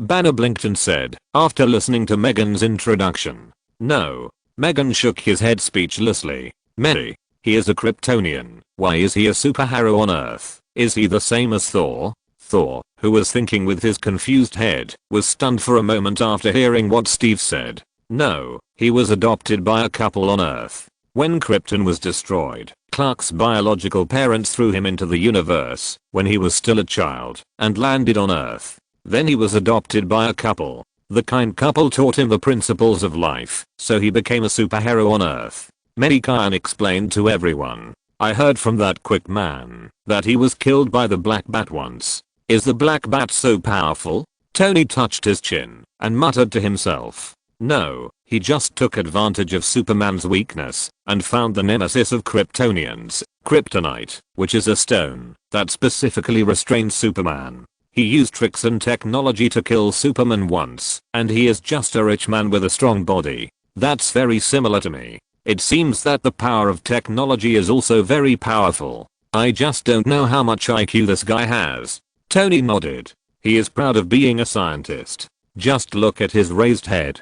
Tony, how are you guys? Are you okay? A group of women were running in front of them, and Potts looked at Tony and asked. The people who came were Audrey and Potts and others. Potts was holding a baby in his arms, Tony's daughter, Morgan. We are all fine, Potts, my little baby. Did you miss your daddy today? Thank God. I'm glad you are okay. The noise here just now was really scary. Potts stretched out a hand and patted his chest and said with relief. On the other side, Mei Gan gave Audrey a reassuring look and then took the little girl forward. The moment she saw the little girl, Audrey's face darkened, glared at the little girl, and then pulled her ears to teach her a lesson. Seeing the little girl bowing her head and pretending to be well behaved, Mei Gan laughed. Such scenes have happened almost every few days in the past 2 years. After all, the little girl is already a little hero. Chapter 239. I like the personality. A few days later. Street. The drizzle fell on the ground like a thread. Next to the turret, the space rippled, and a black space hole suddenly appeared. Then, Death's long legs in jeans stepped out of the space hole, and then Death appeared outside the space hole in a pink short-sleeved shirt. Looking at the drizzle all over the sky, the dark breath of Death rolled over her head, blocking the drizzle outside her body. The moment Death stepped out of the space hole, he saw the space crack standing next to the turret. He walked closer with some curiosity, and Death stepped with his long legs, looking back and forth at the space crack with some curiosity. Then, Death stepped into the space crack. Inside the flower shop, Mei Gan was looking at Death, who walked into the space crack with a stunned face. Nothing should happen to this guy after he goes there. It shouldn't happen. Mei Gan comforted himself in his heart, but he forgot his poisonous mouth. At the same time, on the other side of the space crack, Death just walked out of the space crack and saw a construction team and the seeking Arthur who was guarding here. Arthur was wiping his trident, looking at the strange woman who walked out of the crack. He was stunned for a moment, but soon came to his senses. The dazzling long legs, the charming face, and the golden ratio figure all fascinated him and directly made him lose his IQ, which was not high to begin with. Beauty, where are you from? What do you want to do with us? Arthur put down the trident in his hand and walked towards Death, talking to Death in a flowery way.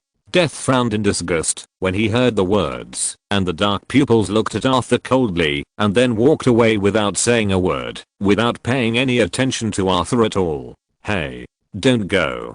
Beauty, come and talk first. Arthur saw that Death was about to leave and hurriedly ran to Death, stopped Death and said, "Get out of the way." Death's cold voice came, making Arthur shudder involuntarily. Wow. This beautiful lady, are you a friend of Mei Gan? If you can come from there, then of course you are. I'm also a friend of Mei Gan. Nice to meet you. Arthur extended his hand to Death. Death, who was about to attack directly, frowned slightly when he heard that this guy was Mei Gan's friend.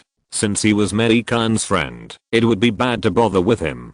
After thinking about it, Death turned around and prepared to leave again. She was still thinking about taking a good look at this world. This is another world, and she was very curious. If the guy in front of her was not too frivolous, she might have asked the guy in front of her about the news of this world with a pleasant face. She felt that she came too hastily. If she had asked Tony about the information of this world before coming, it would have been better. You have personality. I like you very much. Arthur looked at Death in front of him with shining eyes. He went there when he had nothing to do a few days ago. He had seen many kinds of women. He even remembered Natasha in his heart. She had an ambiguous relationship with Mei. However, he had never seen this woman in front of him, which meant that this was a flower without an owner. His brain may have forgotten that someone said that there was a goddess named Death who had taken a fancy to Mei Gan, and she also had a house in the neighborhood. And even if Mei Gan was not there, if Thanos knew about it, he would probably bring people from the universe to rush to his Atlantis in a mighty manner and have a cross-world battle. Looking at the rude man who was pestering her, Death's anger was almost unbearable. If it weren't for Mei Gan, she would have probably taken action directly. Didn't you see that she didn't like him very much? He was still pestering her. Should I just drag him into the kingdom of death to travel and wait for Mei to rescue him? If Mei got angry, she could just act like a spoiled child. Last time she wanted to act like a spoiled child to Mei, she embarrassed him and ran away. In fact, he was scared away. If you don't get out of the way, even if you are Mei's friend, don't blame me for being rude. Death's cold voice came out again, and it was obvious that she could hear the anger she was trying to hold back. But Arthur couldn't hear it. He continued to talk in a flowery way. Well, Beauty, are you coming here to travel? Do you want me to take you for a walk and enjoy the scenery of our world? The underwater scenery of our world is also very beautiful. Get out of the way. This is the last warning. Death took a half step back, looked directly into Arthur's eyes, and said again, Beauty, I. Bang! Before Arthur finished speaking, a death energy condensed in his hand and hit him directly in the chest, knocking him away. Damn guy, you keep teasing me again and again. I'm going to beat the shit out of you today. When the figure of death suddenly disappeared and reappeared, he had already come to Arthur's side. He stepped hard on the ground. Arthur's body was shaken and flew up. Arthur, who didn't know what was going on, felt a pain in his stomach again, and his body flew out in an instant, and then fell heavily to the ground. He was lying on the ground with a confused face. How come Death, who looked like a young girl at the beginning, turned into a nice beauty in the blink of an eye, and now turned into a fierce woman? Is it possible for a woman to change her face so quickly? Then, he felt a pain in his chest again, and then he felt the feeling of flying again. Death followed him like a shadow and appeared beside Arthur, who was flying in the air with 5 fingers spread out, grabbing Arthur's neck directly. At the same time, The breath of death gathered in his right hand. He was about to hit Arthur's stomach. However, at this moment, boom, a shell bombarded directly at Death.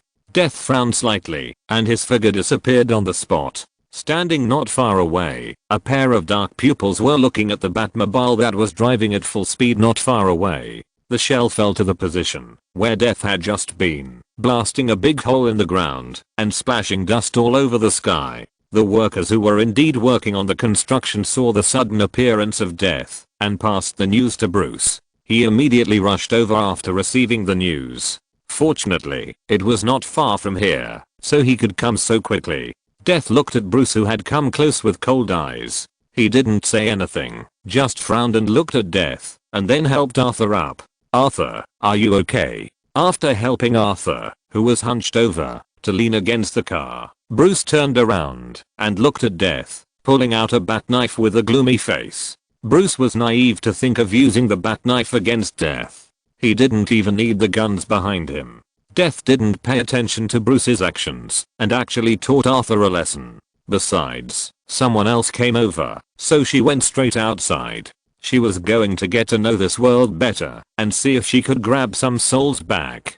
Bruce looked at Death, who was about to leave. His face was even uglier, and he said directly, "You want to leave after you hurt someone, so stay." After that, Bruce threw the bat knife at Death and then took out a gun from his back and pointed the gun at Death.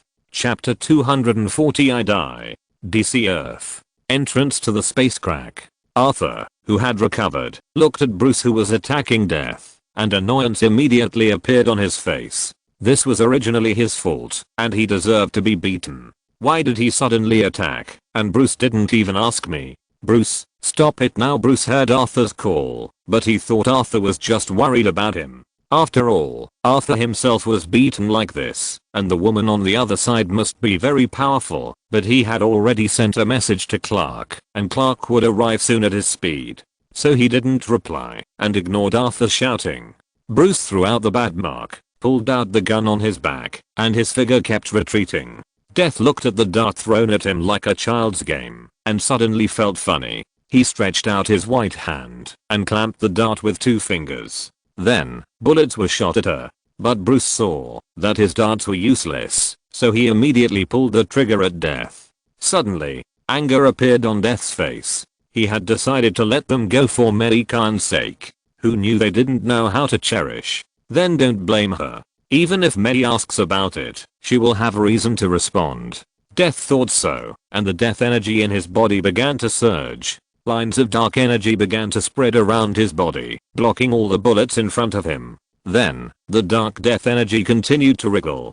Death's figure suddenly disappeared from the spot. The dark after image passed through the air and appeared directly beside Bruce. The death energy turned into a stick and swept towards Bruce. Bang! Bruce was like a baseball, and his figure flew dozens of meters away. "Stay. Bang! You hurt someone. Bang! You son of a bitch. You dare to block my way. I'll beat you to death."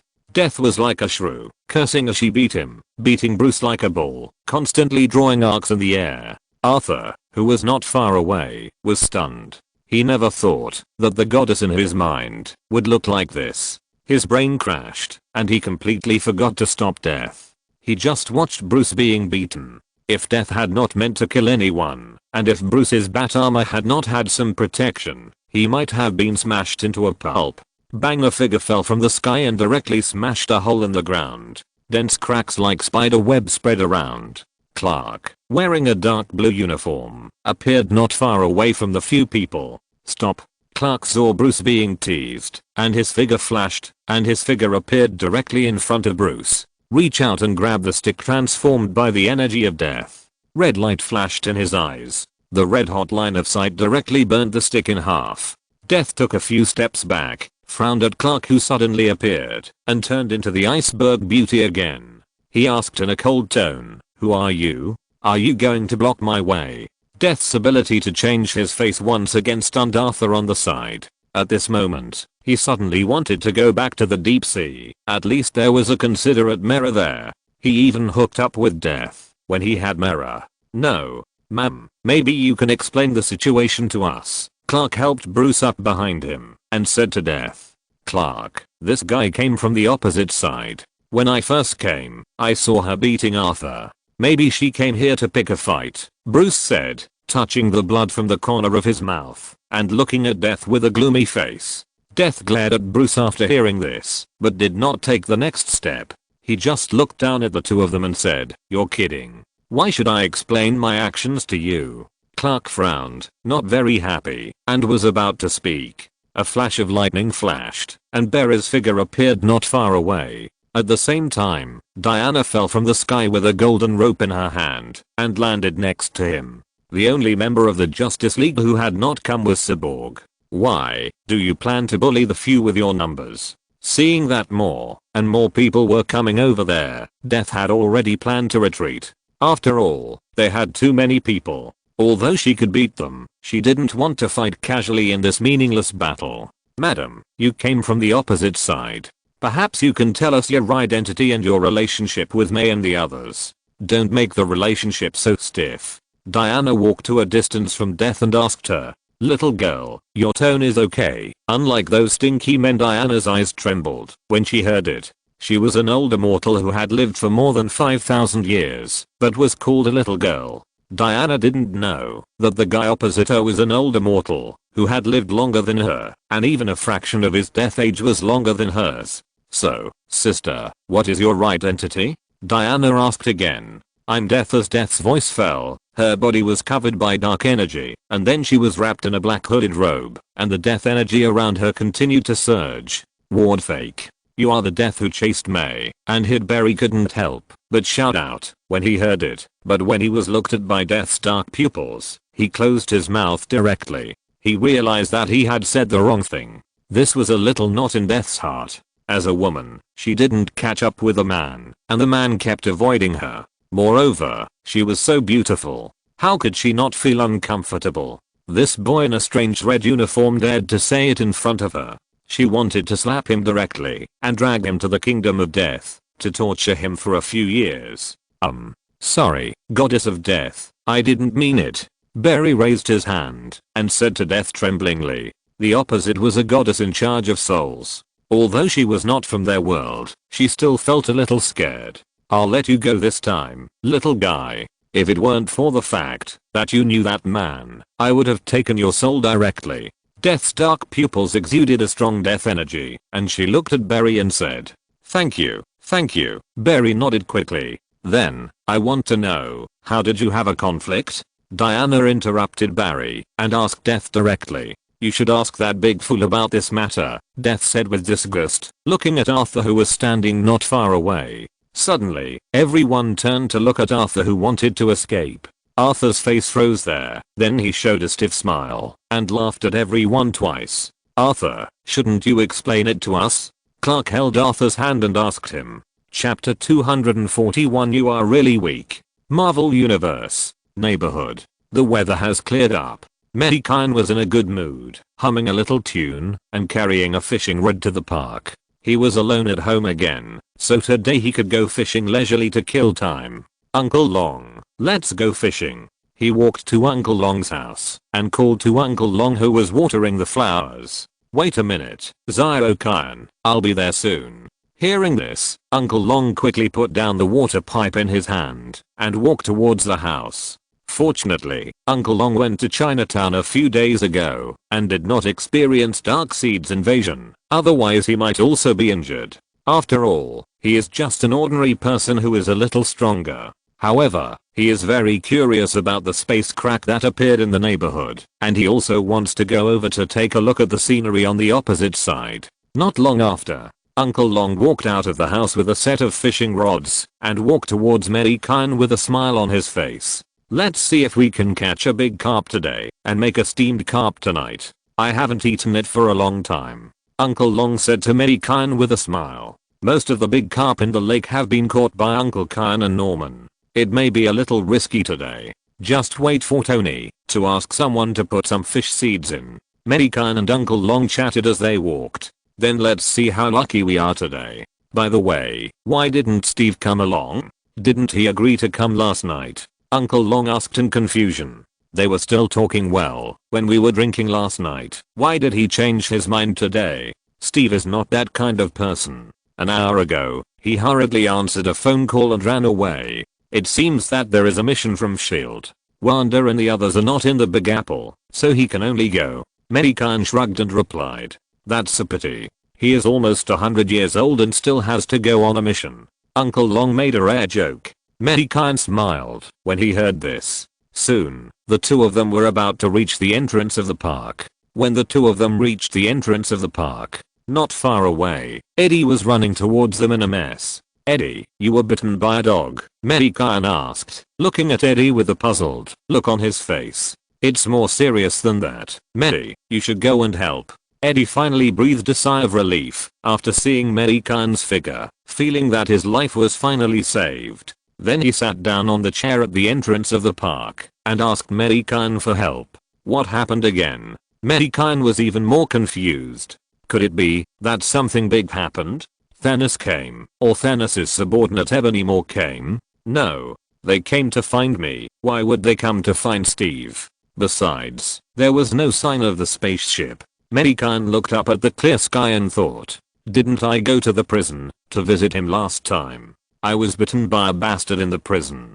Who knew that the bastard actually swallowed my blood, which contained venom substances, so he became a monster symbiote that was more powerful than venom. Now he is fighting with Steve in a church not far away. And he also has a girlfriend with abilities. Steve can't stand it anymore, Eddie explained to Mei Gan. Don't worry, Steve can fight for a whole day. It's okay to go there after lunch. Mei Gan made a joke, then looked at Eddie and continued, so, you were beaten by a descendant of venom. Ah, you're right. Eddie scratched his head in shame. You are really weak. Mei Gan looked at Eddie with contempt. Eddie was embarrassed. It's been a long time since I exercised. That's why I can't beat him. Eddie spoke more and more quietly. Okay, I'll go over and take a look. Mei Gan waved at Eddie, then said speechlessly. Then, Mei Gan turned to Uncle Long and said, Uncle Long, you go over and fish first. I'll go over soon and bring my stuff over by the way. Then he handed the fishing gear in his hand to Uncle Long. Okay, go. Uncle Long nodded and walked towards the park. Anyway, he couldn't help much, so he didn't go to join in the fun out of curiosity. After Uncle Long walked away, Mei Gan spread his mental power. Soon, he found Steve, who was fighting with a red symbiote. Steve held a long sword and a shield in his hands, constantly blocking the attacks of the red symbiote, and from time to time he had to deal with the black woman Scream next to him. Although he looked very embarrassed, he miraculously did not receive any injuries. Mei Gan couldn't help but sigh. He was worthy of being Marvel's own son. He was not injured like this. It was really magical. Then Mei Gan's body flashed with blue light, and his figure disappeared immediately. In a church in the Big Apple, the symbiote Carnage was using the extended sharp spear to continuously attack Steve in front of him. Steve blocked with the shield in his hand, and the long sword in his right hand, chopped down at the symbiote Carnage from time to time, forcing Carnage back, so as to deal with Scream, who was constantly harassing him from a distance. Fortunately, Scream did not use her ability, otherwise Steve would be even more difficult to resist. Scream didn't refuse to use her ability, but she didn't dare to use it. You know, the symbiote is most afraid of sound and fire. Last time, she accidentally used her ability and directly shocked the symbiote on her boyfriend back. Since then, she has never used her ability again.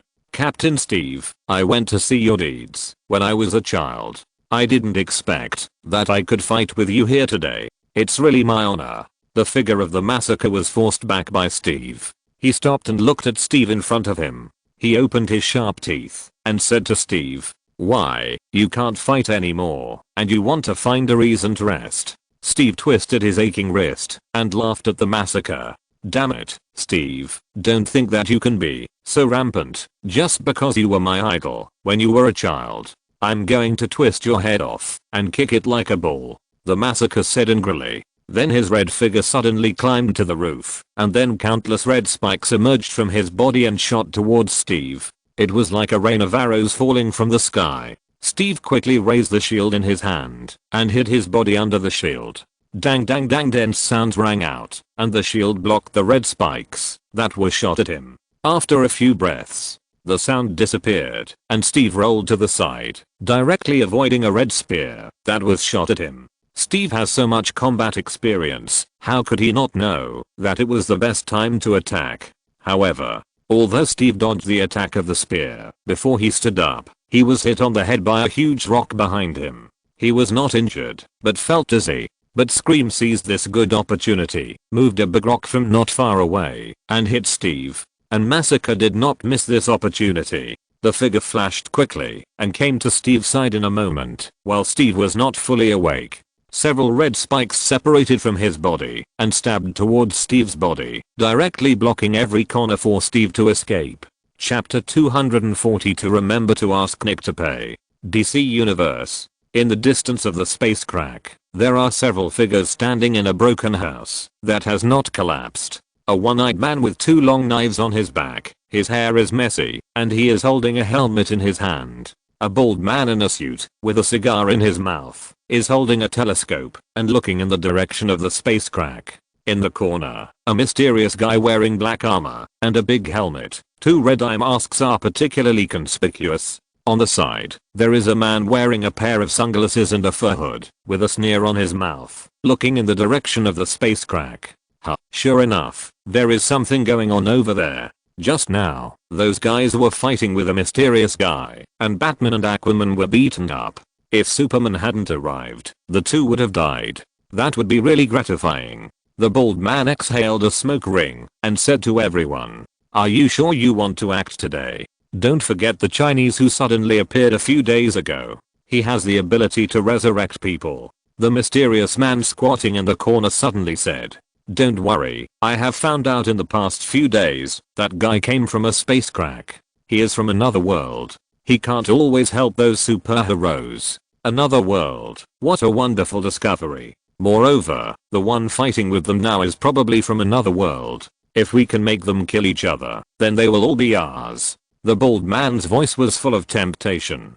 "Don't say so much, just tell me how to act. You just need to pay me," said the one-eyed man with two long knives on his back. "Just make sure, I only want Aquaman's life, nothing else," said the mysterious man, standing up. "I want the Flash's life," said the man with a fur hood, turning his head and looking at the bald man. A cold breath emerged from him. "Okay, in that case, let's act." The bald man threw the cigar on the ground, crushed the cigarette, but with his leather shoes, clapped his hands and said, "How to act?" Everyone looked at the bald man like a fool, saying that he was smarter than them. "You didn't even tell me your action plan, so what should I do?" Finally, the one-eyed man asked.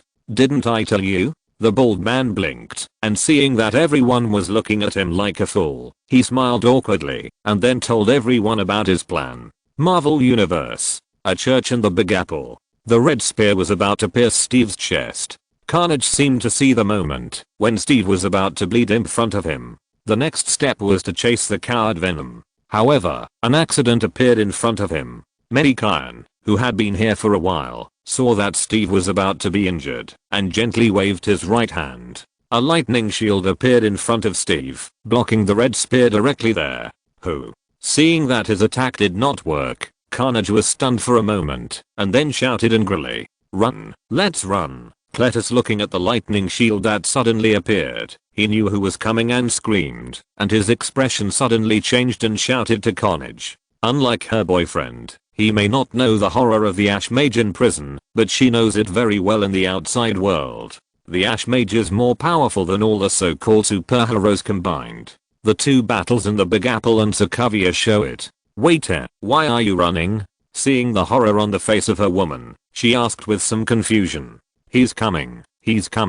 Cletus, let's hurry." Scream rushed to the side of Slaughter and was about to grab his strong arm and drag him away. However, before she finished her words, she saw Mei Gan walking towards them, as if taking a walk not far away. Moreover, Mei Gan was wearing a white short-sleeved shirt, beach shorts, and a pair of slippers. Even so, Scream was scared and pale. Because they were going fishing, Mei Gan was dressed so casually. Looking at Mei Gan's figure, Scream swallowed hard, and then took a few steps back involuntarily. The color of fear was even worse. Tutu saw the screaming action, and immediately turned to look in the direction of Mei Gan. The moment he saw Mei Gan, Tutu began to wonder, and then he suddenly remembered who this oriental face was. Although he didn't pay much attention to Mei Gan's existence in prison, he had only seen him on TV a few times, but he didn't look at him carefully. Only after he got out did he hear about Mei Gan's horror on his woman. Mei Gan didn't pay attention to the expressions of the two people. After walking not far away from the few people, he stretched out his right hand to lead.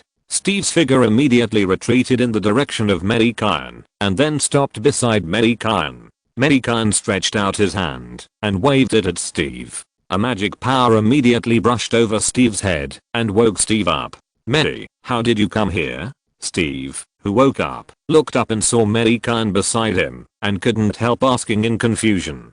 "Eddie came to find me. He heard that you were in trouble, so he came here once. Remember to ask Nick to pay," Mei Gan explained, and finally reminded Steve to ask Nick to pay. After all, since the system upgrade, every lottery draw has to be paid, so Mei Gan had to plan to cheat Nick Fury every time he made a move. I was touched for a while when I heard Mei Gan say that he came to help me. Who knew that after hearing Mei Gan's last words, the touch and everything disappeared immediately. In the end, he still had to pay, and he had to face Nick's dark face again. Headache. Steve touched his forehead unconsciously. "Okay. You can't not collect money once, so every time I go to see Nick, he always has a dark face to me. Otherwise, you can go and talk to him yourself," Steve suggested to Mei Gan. "His face is never not dark. He is dark to begin with. I don't want to listen to his long-winded speech, and every time he has to talk to me about the Earth family. If I hadn't poisoned him or killed him so that no one could cheat him, I would have poisoned him long ago.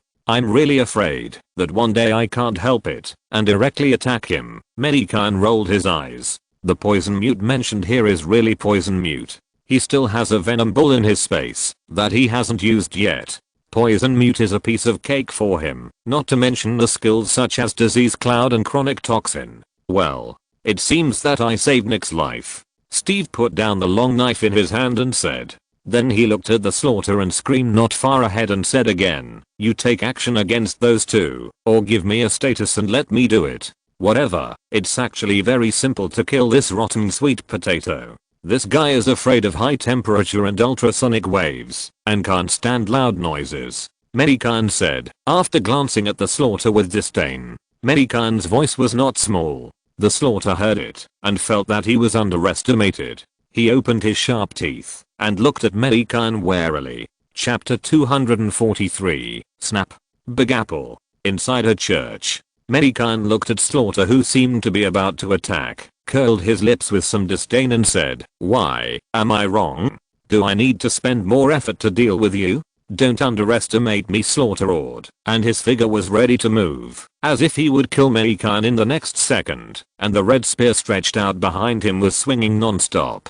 "Then you can burn him. I have to go back and take a shower. I'm sweating all over." Steve next to him looked up and down at his body and then said to Mei Gan, "It's only been a short time since you came back, and you have forgotten your days on the battlefield before. You can't stand a little sweat." Mei Gan looked at Steve with contempt and said, "What era is it, and there are still battlefields? Go back and take a shower and go fishing, otherwise Bob will say that I stood him up tonight." Steve didn't get angry when he heard it and replied directly, "Okay." Mei Gan shrugged, then pressed his right hand slightly on the ground, and invisible magic power surged from his body. Then Mei Gan patted Steve on the shoulder and said to him, "Let's go." Then he turned and left. "That's it," Steve said with some doubt. Although he knew Mei Gan was very powerful, it was too unreal that he just waved his hand and it was over. However, he still carried the big knife on his shoulder and followed Mei Gan away.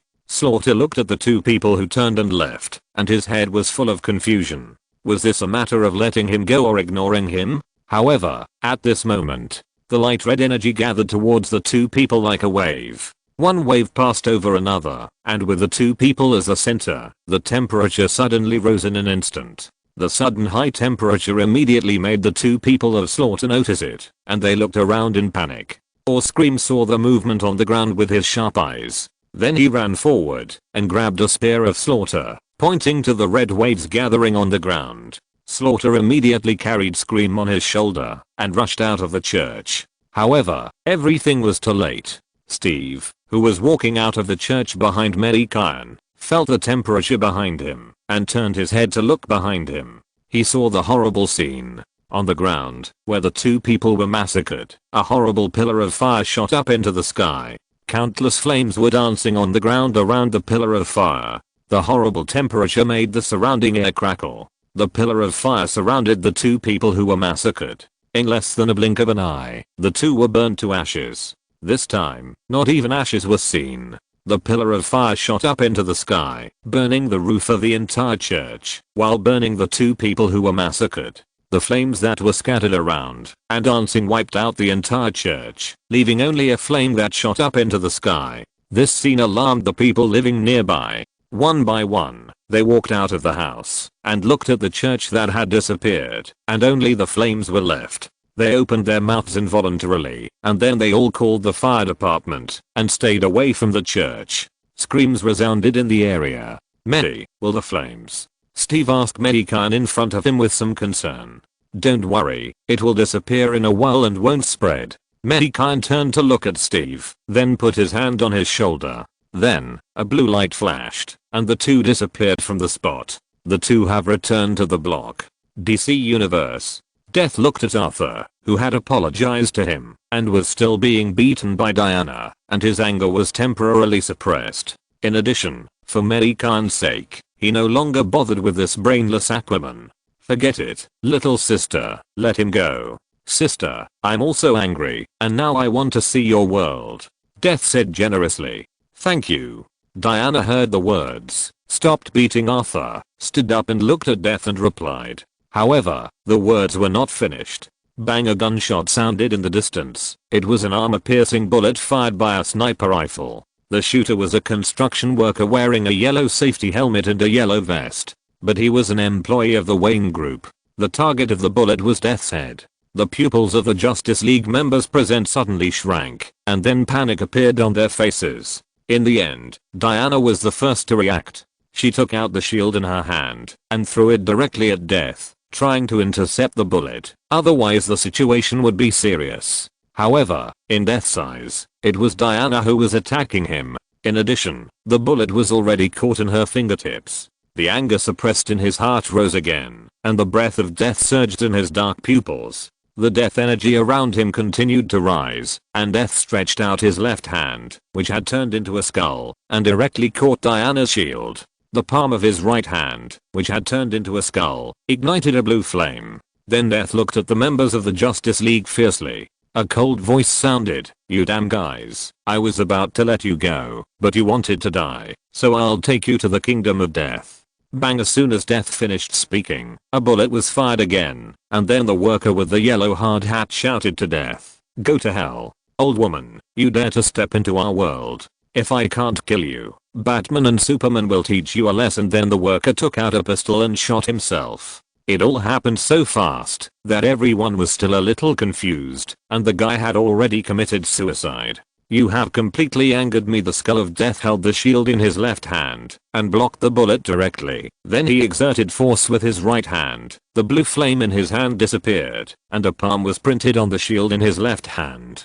Bang, the shield was smashed directly in front of everyone. The fragments of the shield fell slowly. Then, Death looked at Bruce and Clark, because they were the Superman and Batman mentioned by the guy just now. The figure of Death suddenly disappeared from the eyes of several people. When he appeared again, he had already come to Bruce's side, and then his right hand wrapped in death energy directly grabbed Bruce's neck, and then his left hand stretched out. A shield transformed by death energy directly blocked Clark's hot sight shot at him.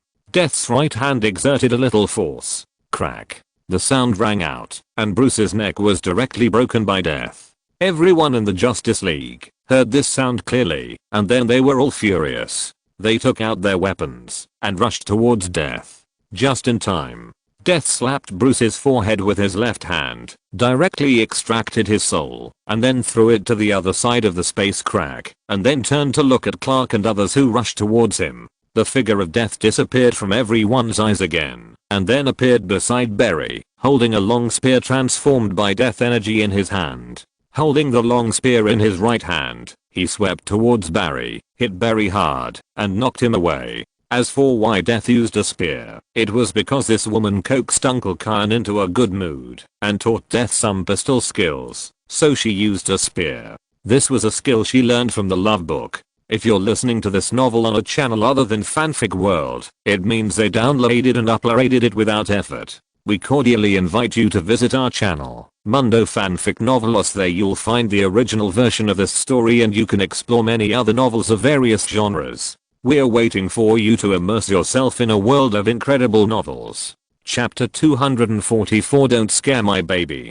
DC Universe. In the dilapidated house far away from the space crack, the bald man held a telescope in his hand, looking at what was happening in the distance, with a look of surprise on his face. He shouted loudly to the people next to him, "Fighting! Fighting!" After a moment, he shouted excitedly again, "Oh my god, dead. Batman is dead. That woman is so strong. It didn't take long for Batman to be killed." "Let me see." The one-eyed man snatched the telescope from his hand and looked at the opposite side. The bald man handed him the telescope in his hand and then danced with joy. His mood now was as refreshing as eating a popsicle on a hot day. This was Batman who killed Superman, and now he was dead. The next few people would probably die in the hands of that woman. As long as the woman left, they could grab the space crack in their hands, and then control this world in their hands, and then slowly penetrate into the opposite world. He had already started to fantasize. It's true, Batman is dead. Died in the hands of a woman whose origin is unknown.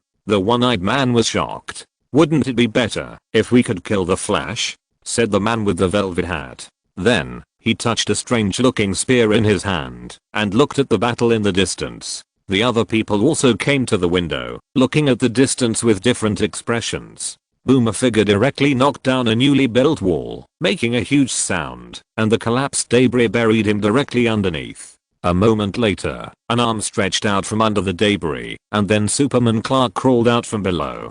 Bang! Clark stepped on the ground and rushed towards the Death in the air. Clark punched out and hit Death directly. Death grabbed Barry with his right hand and stretched out his left hand to directly block Clark's punch. Then the Death energy in his hand gathered. Clark sensed the danger and retracted his fist violently. Red light flashed in his eyes and two heat visions hit Death directly, and the Death energy in the hand of Death seemed to go directly towards the heat vision. The heat vision and the Death power collided like this and dissipated in the air. At this moment, a long sword passed through the air with a golden afterimage and slashed towards Death's right hand. Death had no choice but to let go of Barry in her hand. The spear that Death had put away appeared in her hand again, and the tip of the spear flashed with cold light to meet the long sword. Dang! The sound of metal intersecting sounded. After all, Death was stronger than Diana and directly knocked Diana out. At the same time, Aquaman's trident had already stabbed behind Death. Death had already noticed Aquaman's approach, and the Death energy on his body surged and exploded directly around his body. Then Aquaman was seen, as if he was hit by a truck, and his body flew away. He fell hard to the ground. A big hole was smashed directly into the ground. Cough cough. Wow. Aquaman struggled to get up from the ground, coughing up a large ball of blood from his mouth. "Barry, go over there, find May, go quickly." Seeing that one person on her side had died and one was injured in a short moment, Diana hurriedly said to Barry not far away. After hearing Diana's words, Death frowned slightly on his face, which was covered by the energy of Death. He looked at the ruins and felt a little flustered. Will that guy think that he is a violent maniac? What if the image is worse? It seems that he has to act like a spoiled child again. Death thought randomly in his heart, but his hands were not slow. He rushed towards Barry, trying to stop Barry. If Barry was left here, that guy would not know. In this way, he would not lose his good character. I don't know where this guy learned this trick of character setting. I'm afraid he went to some novel website and read too many novels. Let's get back to the point. Death's figure passed by like lightning, leaving a trail of afterimages on the ground, and went towards Barry. However, just as Death was about to approach Barry, two figures blocked her directly. They were Wonder Woman Diana and Superman Clark. Clark's figure swooped down from the sky, bringing gusts of wind. He punched Death directly. At the same time, a sound of breaking air came from Death's side, and a long sword fell towards Death's head. The afterimage disappeared, and Death's figure suddenly stopped, and the long spear in his hand danced in front, and the shadows of the spear went towards the two figures. Dang dang dang, Death's long spear and Diana's long sword intersected, making a pleasant sound. Dang dang dang, Clark's fist met with the long spear, blocking Death's attempt to stab his spearhead. If Death had not used long range attacks, Clark and Diana might have been injured, even if they were not dead. It was just that Death wanted to try the feeling of fighting with a long spear, so she kept using the gun skills taught to her by Uncle Khan. In this period of time, Barry's figure had passed through the space crack. Death knew that it was impossible to do anything, so he had to stop, and his dark pupils were staring at Clark and the others. The breath of death permeated around her.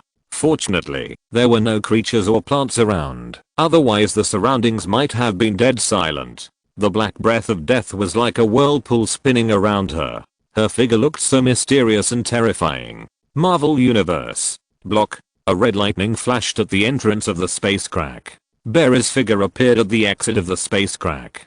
He looked around first, and then ran towards the flower shop. In the blink of an eye, he had arrived at the door of the flower shop. Pushing the door of the flower shop, Barry shouted to the inside, "Mei, something happened. Something serious. Where are you?" However, there was no response from the flower shop. Barry had to shout again. "Mei." The voice was interrupted by an angry voice. As soon as it was shouted, "What are you shouting for? You are crying. The master is not here. If you have anything to do, go to the park to find him." The ferocious head of the red dragon stretched out from the sofa of the flower shop and shouted angrily at Barry. "Ah, it's the red dragon. Is Mei in the park? I'll go there to find him now." After that, his figure flashed across the block like a flash of lightning and ran towards the direction of the park. He didn't have time to chat with the red dragon now, but in the past he might have chatted with the red dragon for a few words. These few sentences may be a bit long. Soon, Barry's figure passed through the gate of the park and appeared in the park. He stopped and shouted, "Mei, Mei, where are you?" "He is fishing next to the big lake." "Why are you shouting so loudly?" "Barry, don't scare my big baby. Is there something wrong with you again?" Not far away, Natasha, who was playing with a big dragonfly, said to Barry, "Ah, thank you, goodbye. I have something urgent to find him." Barry was overjoyed when he heard it. He finally knew Mei's location and ran towards the lake. Lightning flashed across the sidewalk of the park, and soon the figure of Mei Gan was seen. Chapter 245. They teamed up to bully me. Marvel Universe. By the lake of the neighborhood park, Mei Gan was chatting with Steve and Uncle Long while fishing. Mei Gan actually heard Barry yelling at him, but he ignored Barry. After all, he was not a fool and did not want to yell in the park. Besides, Barry was so fast and could come over right away, so there was no need to use mental power to ask, and the sky would not fall. Look, Barry has already rushed over. Seeing a flash of lightning flashing towards this side, Mei Gan washed his hands, stood up and looked at Barry, who had stopped. Mei Gan asked impatiently, "What happened? You can't even fish in peace." At first, it was Eddie who said something bad as soon as they met, and now Barry is here again. This is deliberately not letting me live a leisurely life. Mei, it's bad. A woman came to our world this morning and had a conflict with us. Bruce has been killed by her, and she is still fighting with Superman and the others. She is too powerful, and we can't handle her, even if we go together. Barry shouted at Mei Gan as soon as he saw Mei Gan. His face was full of anxiety, and he almost dragged Mei Gan away. Fortunately, he didn't take any action, otherwise he would probably be kicked into the lake by Mei Gan to swim. Mei Gan was speechless when he heard Barry's words. Sure enough, nothing good happened to that guy Death in the past. Didn't he say that Death would be fine in the past? In other words, it was his mouth that caused the trouble. It shouldn't be. Mei Gan suddenly thought of what he said when he saw Death running into the space crack in the morning. He felt a little speechless, so he was saying it again. Barry looked at Mei Gan blankly, but saw that Mei Gan didn't know what he was thinking. He was in a hurry. Why was he distracted? If they continued to waste time, they would probably be hacked to death. "Mei, it's urgent. Come with me to our world." Barry urged Mei Gan. Okay. Mei Gan responded weakly. He didn't want to go to see Death at all. He would definitely be pestered by her later. He had to get some benefits from them. Mei Gan thought so and walked towards Barry. He put his hand on Barry's shoulder and the light flashed. The figures of Mei Gan and the others disappeared in front of Uncle Long and Steve. Mei still wants to live a leisurely life. With his strength, how can he live leisurely? Steve looked at the place where the two disappeared, shook his head, and said to Uncle Long, although Zio-Kan seems to be a little greedy for money and doesn't care about anything, he actually has a sense of justice. Otherwise, no matter how much money he has, he would never take action. Uncle Long smiled and said to Steve, yes, money is just his stepping stone. Steve couldn't help but sigh. DC Universe. Space crack. Mei Gan and Barry appeared not far from Death. As soon as their figures appeared, Death, who had returned to his youthful and beautiful appearance, rushed towards Mei Gan. Then he hugged Mei Gan's arm, shook it, and said to Mei Gan in a coquettish way, Meaty teamed up to bully me after that. Death did not forget to point at Clark and others. The sweet voice made Mei Gan's body tremble. However, in Death's heart, this look was a symbol of being seduced by himself. Finally you are seduced by me. You can't bear it. Then don't bear it, Death thought with some pride in his heart. However, she guessed wrong. Mei Gan was not seduced by her, but disgusted. This expression, this way of speaking, Mei Gan's mind recalled the second time he saw Death. Suddenly, his heart was churning. If he hadn't held back, he would have run away. Stop it, let me go, it will be bad if Audrey sees you. Besides, do you think I don't know your strength? How can they be stronger than you now? At least they have to wait until Clark grows up to a certain level before they can threaten you. It's good that you don't bully them. Mei Gan pulled his hand out of Death's arms and said after glancing at Death. It must be said that Death is quite soft, unlike Audrey, who can't stand he always thinks he is so majestic. Fortunately, he has been transformed by Mei Gan and has a certain size. Death was not embarrassed to be discovered by Mei Gan and spoke again in her sweet voice, I'm a girl. How can I beat these stinky men? And Death also stomped his feet in a pretentious manner and said while swinging his body left and right, stop, you are not allowed to talk to me with this voice and expression. I can't stand it. I'm going to ascend directly. Mei Gan took a few steps back and interrupted Death and said directly, okay. Death had a disappointed expression on his face, but he was happy in his heart. Mei Gan ignored this Death who might be not in the right mind, turned around and looked at Clark and Diana and asked, what's going on? The two looked a little ugly and they were a little embarrassed. Seeing that Clark had no intention of speaking, Diana stepped forward and said to Mei Gan, this is what happened. Mei Gan listened to Diana's narration and was stunned at first and then looked at Aquaman who was sitting not far away with a strange look. You, with thick eyebrows and big eyes, also want to pursue Death. I'm afraid you want your soul to leave your body. What's more serious is that, if the jealous purple potato spirit of Thanos knew about it, I'm afraid he would directly skin Aquaman and pull out his tendons. It is also possible that he will be cursed by the purple potato spirit to be immortal, but this possibility is almost zero. After all, the worlds they are in are different, and who knows if his curse is useless.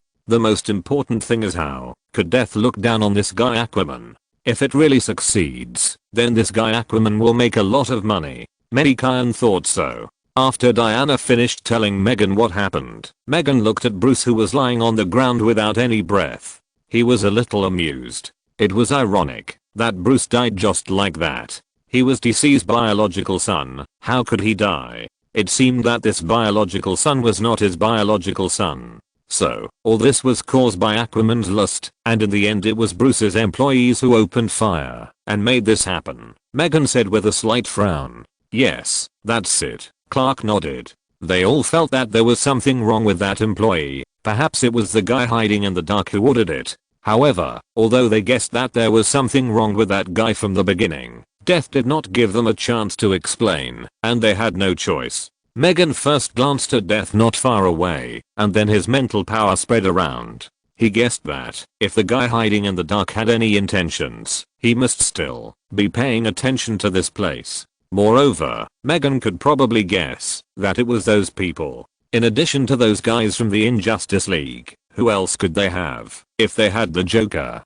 Chapter 246. Don't think you'll win.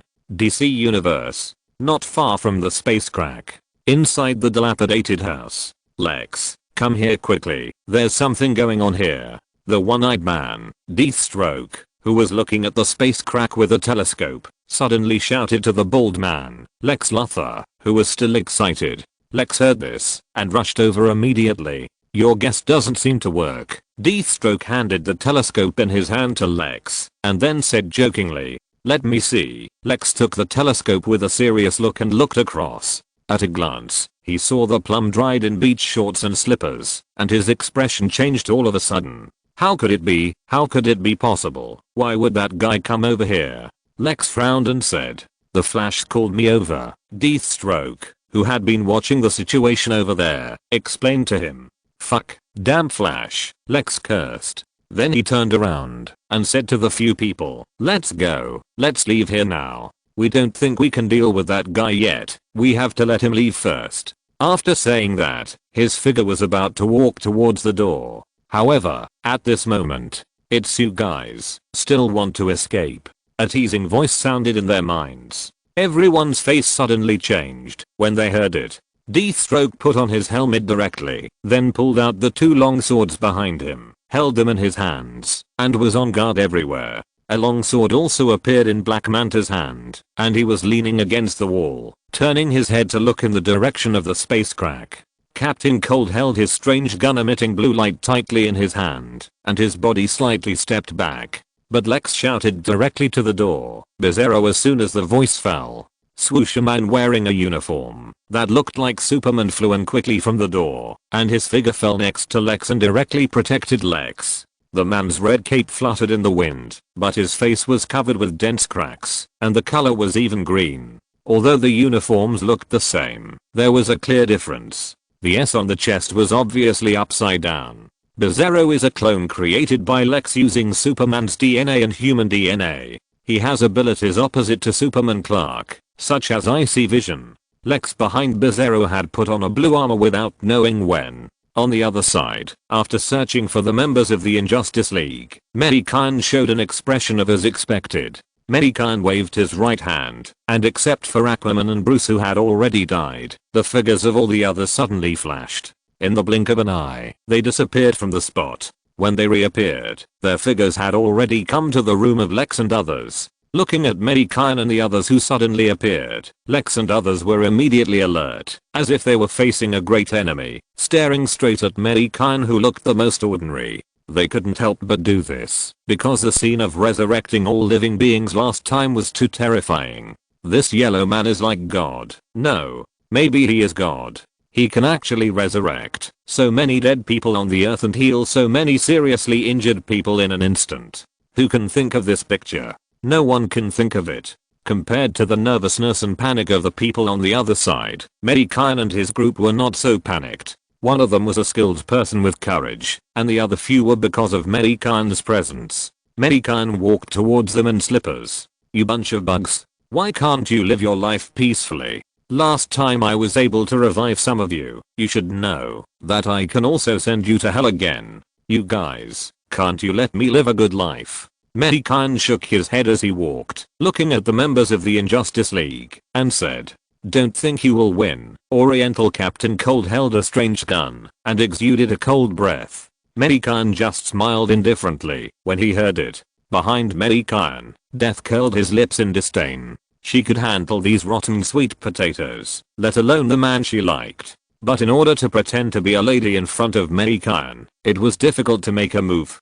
Clark and the others looked at Captain Cold as if he was a fool, especially Barry. He couldn't even beat himself, let alone this terrifying Mei. Barry thought so. In that case, then you can go with peace of mind. Mei Gan didn't want to argue with these guys. If he was in a good mood, he would still argue with them to satisfy his desire to talk. After all, it's not good to insult Tony now. That guy has been holding his Morgan several times when they met. He still has to save some face in front of the child. Red light bloomed in Mei Gan's right hand, and a long sword appeared in Mei Gan's hand. It was the long sword of the sword master. Seeing Mei Gan's action, the people of the Injustice League quickly stepped back a few steps. Whether it was Captain Cold's guns or other weapons, they were already facing Mei Gan. Mei, why don't you leave them to us? After all, they are our enemies. Seeing Mei Gan about to take action, Diana stepped forward and said. Clark and the others also nodded in agreement. Mei Gan will have to revive Bruce later. Now they are asking him to take action again. He already owed him a big favor, and now he is doing it again. Although it is said that too many lies will not itch, they are not so shameless, especially Diana. Hearing this, Mei Gan looked at Diana beside him with some surprise. There are people who are fighting for monsters. But seeing that they all have such expressions, Mei Gan let them do what they want. The long sword in his hand disappeared directly, and then the blue light flashed, and the blue staff appeared in his hand again. Mei Gan moved his feet lightly, and his figure disappeared directly on the spot. This scene directly scared everyone in the Injustice League, and they began to look for Mei Gan's whereabouts. Even Clark and the other two were a little confused. Did Mei just leave like this? This is good, they can fight freely. But Mei Gan's figure appeared behind Clark and the other two. The magic power surged.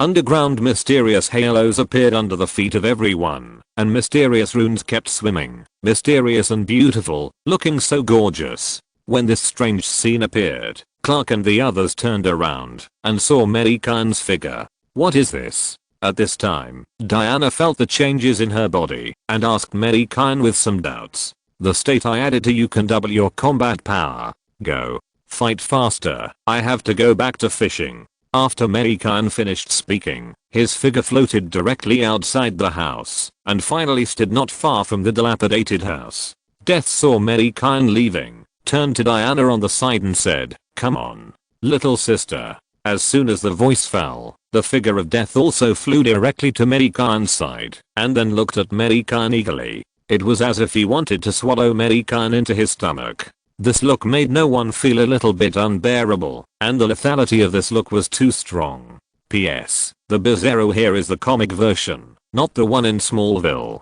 Chapter 247. Don't run away if you can. DC Universe. In that dilapidated house, Superman and his two companions were confronting the Injustice League. Seeing that Pegpan had left, the Injustice League members all breathed a sigh of relief. After all, if Pegpan was there, the pressure would be too great. They were all suffocated. It seemed that he would not intervene. They had a lot of experience in dealing with Clark and his companions. Not to mention that he had kryptonite in his words. As for the other two, they would be left to Captain Cold and Black Manta. However, they had to worry about the shining halos under their feet. They might have some functions that they didn't know about. Lex looked at the flashing halos under his feet and couldn't help thinking in his heart. At this moment, Clark's eyes were directly fixed on Bizarro, the monster created mainly with his own DNA. The murderous intent in his eyes soared. He would never allow such a monster to exist. Clark rushed directly towards Bizarro, and his speed was much faster than before. Before Bizarro could react, Clark's fist had already hit his chest directly. Bang! A huge noise resounded throughout the area. Bizarro's body passed through layers of walls like a missile and fell directly under the building. The other members of the Injustice League were shocked when they saw this. Lex Luthor acted and raised two small cannon barrels on his shoulders, aiming at Clark. Two small shells flew out and tracked Clark. Clark, who was chasing Bizarro, moved his body and turned over in the air. Two rays of heat shot out of his eyes, detonating the two small shells in the air. Bang, bang! The power of the small shells was even greater than expected, and the already dilapidated house was directly blown to the point of collapse. The building was about to collapse. Everyone used their own methods and rushed out of the building. Clark did not chase Bizarro, but quickly approached Diana, grabbed her and rushed out of the house. Boom. After everyone left the house, they saw that the dilapidated house collapsed directly. The sound of the house collapsing sounded, resounding throughout the sky, and the dust in the sky rushed straight into the sky. After a while, the dust slowly dissipated. Clark and others were standing not far outside the house. The two groups were facing each other face to face, and the halo emitting light was slowly rotating under their feet. As soon as the dust dissipated, Clark and Bizarro disappeared at the same time, and then rushed directly to each other. Bang bang. The sound of fists hitting flesh sounded like drums, and the two punched each other in the air. It seemed that they were evenly matched, but Clark's strength was stronger, and Bizarro's figure was suppressed by him and kept retreating. Bang. Bizarro was not paying attention, and was hit directly by Clark's fist. His body kept retreating backwards. Bizarro turned over in the air, and blue light flashed in his eyes.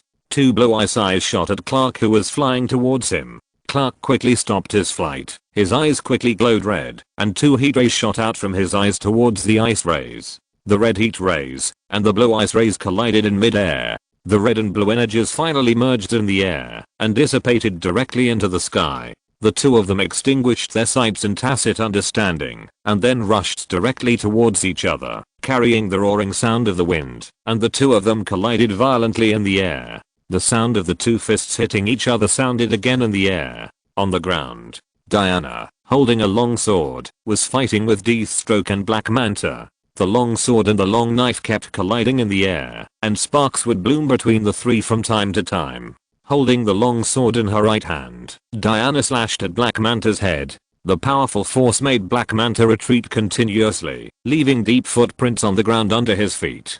Diana threw the golden rope in her left hand at Deathstroke at the same time. The golden rope seemed to have life, wrapping around Deathstroke and tying him up.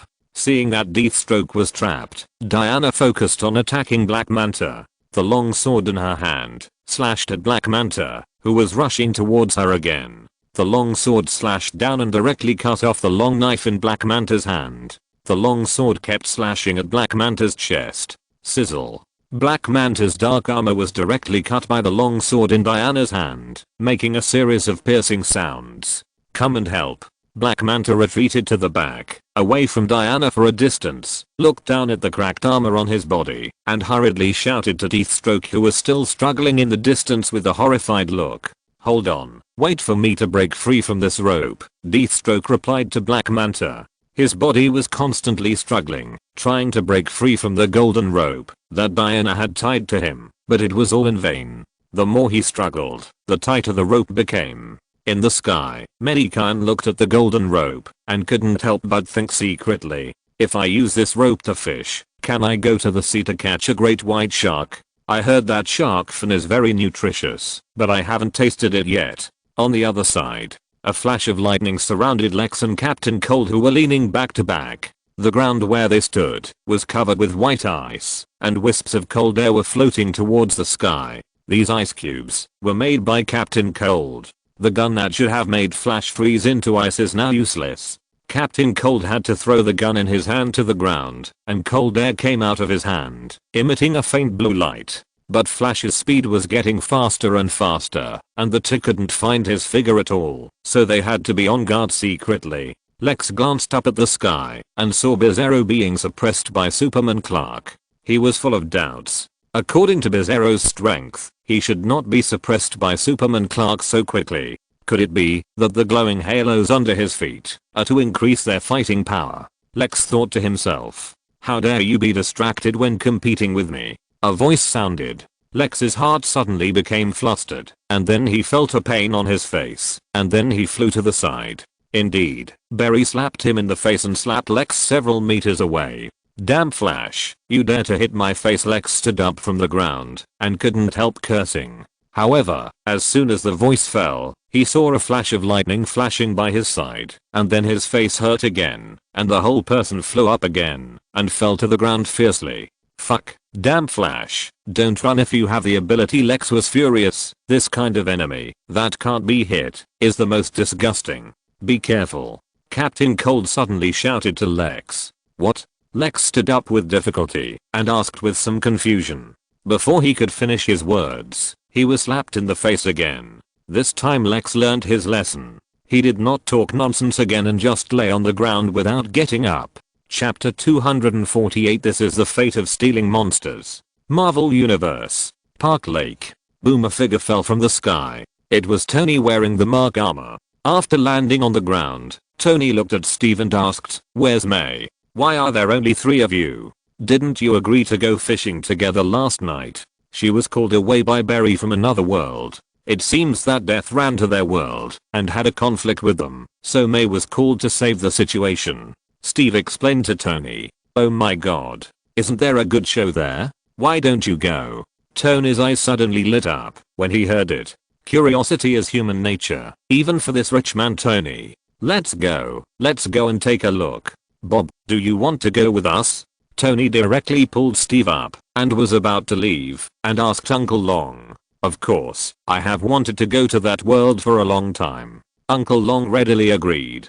In fact, he had wanted to go and take a look for a long time, but Steve didn't have this idea, so he couldn't leave Steve here and go to watch the show alone. Now Tony asked them to go together. Isn't this just what he wants? Steve shrugged helplessly. He didn't want to go at first. He finally had a break, but he was afraid that he would have to fight again. He had just fought a fight in the morning, but Tony had dragged him away, so he had to follow. On the way, they dragged Banner and Johnny, who was repairing his motorcycle. Just as they stepped into the space crack, in the outer space of the Earth, a spaceship that looked like a hula hoop was slowly approaching the Earth.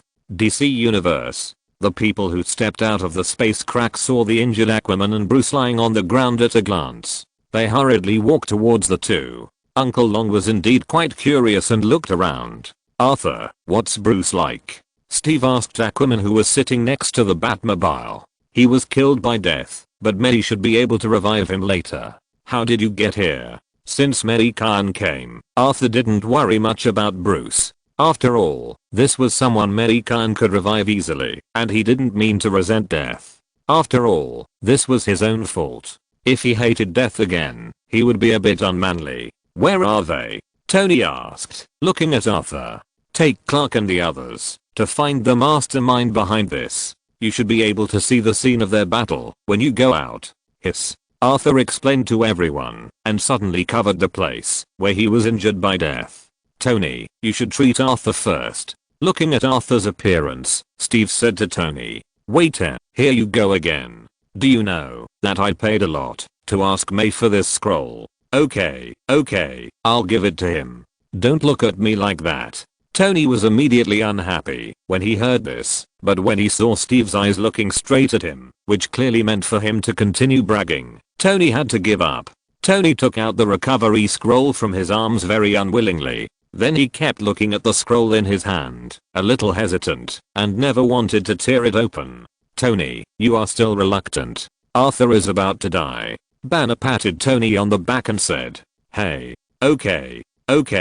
Another scroll is gone. I won't take it with me next time I go out. Tony sighed and then reluctantly tore open the recovery scroll in his hand. The golden light emerged and then fell on the body of Aquaman. The golden light crawled on his body and disappeared after a moment. And Aquaman Arthur only felt that his body suddenly warmed up and the injured part that was still painful just now had disappeared. This feeling is very magical and a little comfortable. Is there any more? Come again. I feel like I haven't recovered yet. Arthur looked at Tony eagerly, looking at him with some unsatisfied eyes and said, don't come on with your injury. A recovery scroll is a bit of a waste. Don't think we don't know the effect of the scroll. Tony looked at Arthur like a country bumpkin and said contemptuously, okay. Arthur said in a low voice with a red face. Let's go. Let's go see Mei and the others. Arthur will just stay here and watch Bruce. Banner clapped his hands, and several people turned around and walked outside. Hey. No. Wait for me. I want to go too. Bruce is dead anyway, and no one here will go back to touch a dead person. Arthur chased after them, leaving Bruce's body lying quietly on the ground. Outside, in the distance, Clark and Bizarro's battle was still in full swing. The two of them went back and forth, attacking each other with all their strength, but from the looks of the two, Clark always had the upper hand. On the ground, Diana was worthy of being the daughter of Zeus. Black Manta was already lying on the ground, without a sound. Diana held the long sword in her hand, and stabbed it directly into his neck, killing him with one blow. Only Deathstroke was left, who was struggling desperately. Deathstroke was now bloodshot, watching Black Manta die in Diana's hands. He was not sad for Black Manta, but was thinking about his own life, and it would be his turn next. Diana retracted the sword, bringing up a fountain of blood. She walked towards the death knell with an indifferent expression, without any change in the death of Black Manta. After all, she was a woman who had been on the battlefield. On the other side, Lex had already laid on the ground pretending to be dead, leaving only Captain Cold fighting Barry, but he was also struggling. It looked like Captain Cold was about to be killed. In the sky, bang, a figure was directly blasted into the ground by Clark. Then, Clark followed closely and dived directly into the ground. Bang, Bizarro's figure was hit by Clark like a ball again and fell to the ground. Looking at Bizarro, who was already lying on the ground struggling to stand up, Clark slowly walked towards him. In the sky, looking at Clark and Diana below, Mei Gan scratched his head speechlessly and let down his guard without knowing the number of enemies. At this moment, Lex, who was lying on the ground, shouted directly, "Attack, Adam!" As soon as he finished speaking, 2 lightning bolts as thick as a baby's arm fell from the sky and struck Clark and Diana. The sudden accident stunned several members of the Justice League. Bizarro, who was pretending to be seriously injured, suddenly jumped up from the ground and rushed towards Clark, who was injured by lightning. Next, Lex, who stood up at some point, suddenly took out a dagger with a green glow from somewhere and threw it at Bizarro. Bizarro grabbed the dagger and stabbed it into Clark's chest. Clark's whole body was shocked. Then he looked at the dagger stuck in his body in disbelief. Kryptonite. Boom, Clark's body fell back suddenly, shaking up a burst of dust. Clark, Diana, Barry, who was running, shouted to Clark and Diana. The sky. Mei Gan twitched his eyes. Look. This is the fate of stealing monsters. It would be great if I could take action. I can kill these guys with one sword, as well as the guy hiding in the dark. Am I too stingy? If I had given them a shield, this wouldn't have happened. Chapter 249, Black Adam. DC Universe. Not far from where the battle was going on a dense tree, a serious looking man was hiding in the leaves. The man was wearing a tight black uniform, with a black cape fluttering on his back. The man was Black Adam, who had released lightning to injure Clark and Diana. He was a wizard who had lived for thousands of years, and was the first generation of moral defenders. He possessed the power of the 6 Egyptian gods. However, the powerful force had eroded his mind, and his goal was to destroy all wizards and magicians in the world. There was a magician here now, so his eyes were always looking at Mei Gan in the sky. He hadn't found the contemporary Shazam yet, so his current target was Mei Gan. At this moment, not far away, Steve and others came to the battlefield. Everyone who had just arrived at the battlefield looked at the scene in front of them in a daze. Why was it different from what they imagined?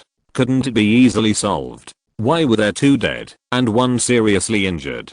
Didn't Mei Gan take action? Everyone looked at the chaos on the battlefield and then looked around, trying to find Mei Gan's figure. What are you looking at? At this moment, Mei Gan's figure came from behind them. It was Mei Gan who saw their arrival and flashed behind them. Hearing this, everyone looked back and saw Mei Gan and Death standing behind them. Mei, what are they doing?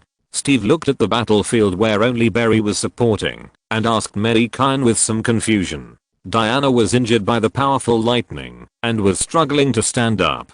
After Bizarro dealt with Superman Clark, he showed a hideous smile on his face and rushed towards Barry, causing Barry to fall into a bitter battle. He was almost injured by Bizarro several times. They deserve it. I said I would help them directly, but they insisted on taking my head. They didn't even know how many enemies there were, wasting my time fishing. Mei Gan rolled his eyes and said, Mei, why don't you take action to deal with it? Aquaman looked at Mei Gan and said, don't worry, I will deal with it. I'm just teaching them a lesson. Mei Gan waved his hand and replied, that's good, that's good.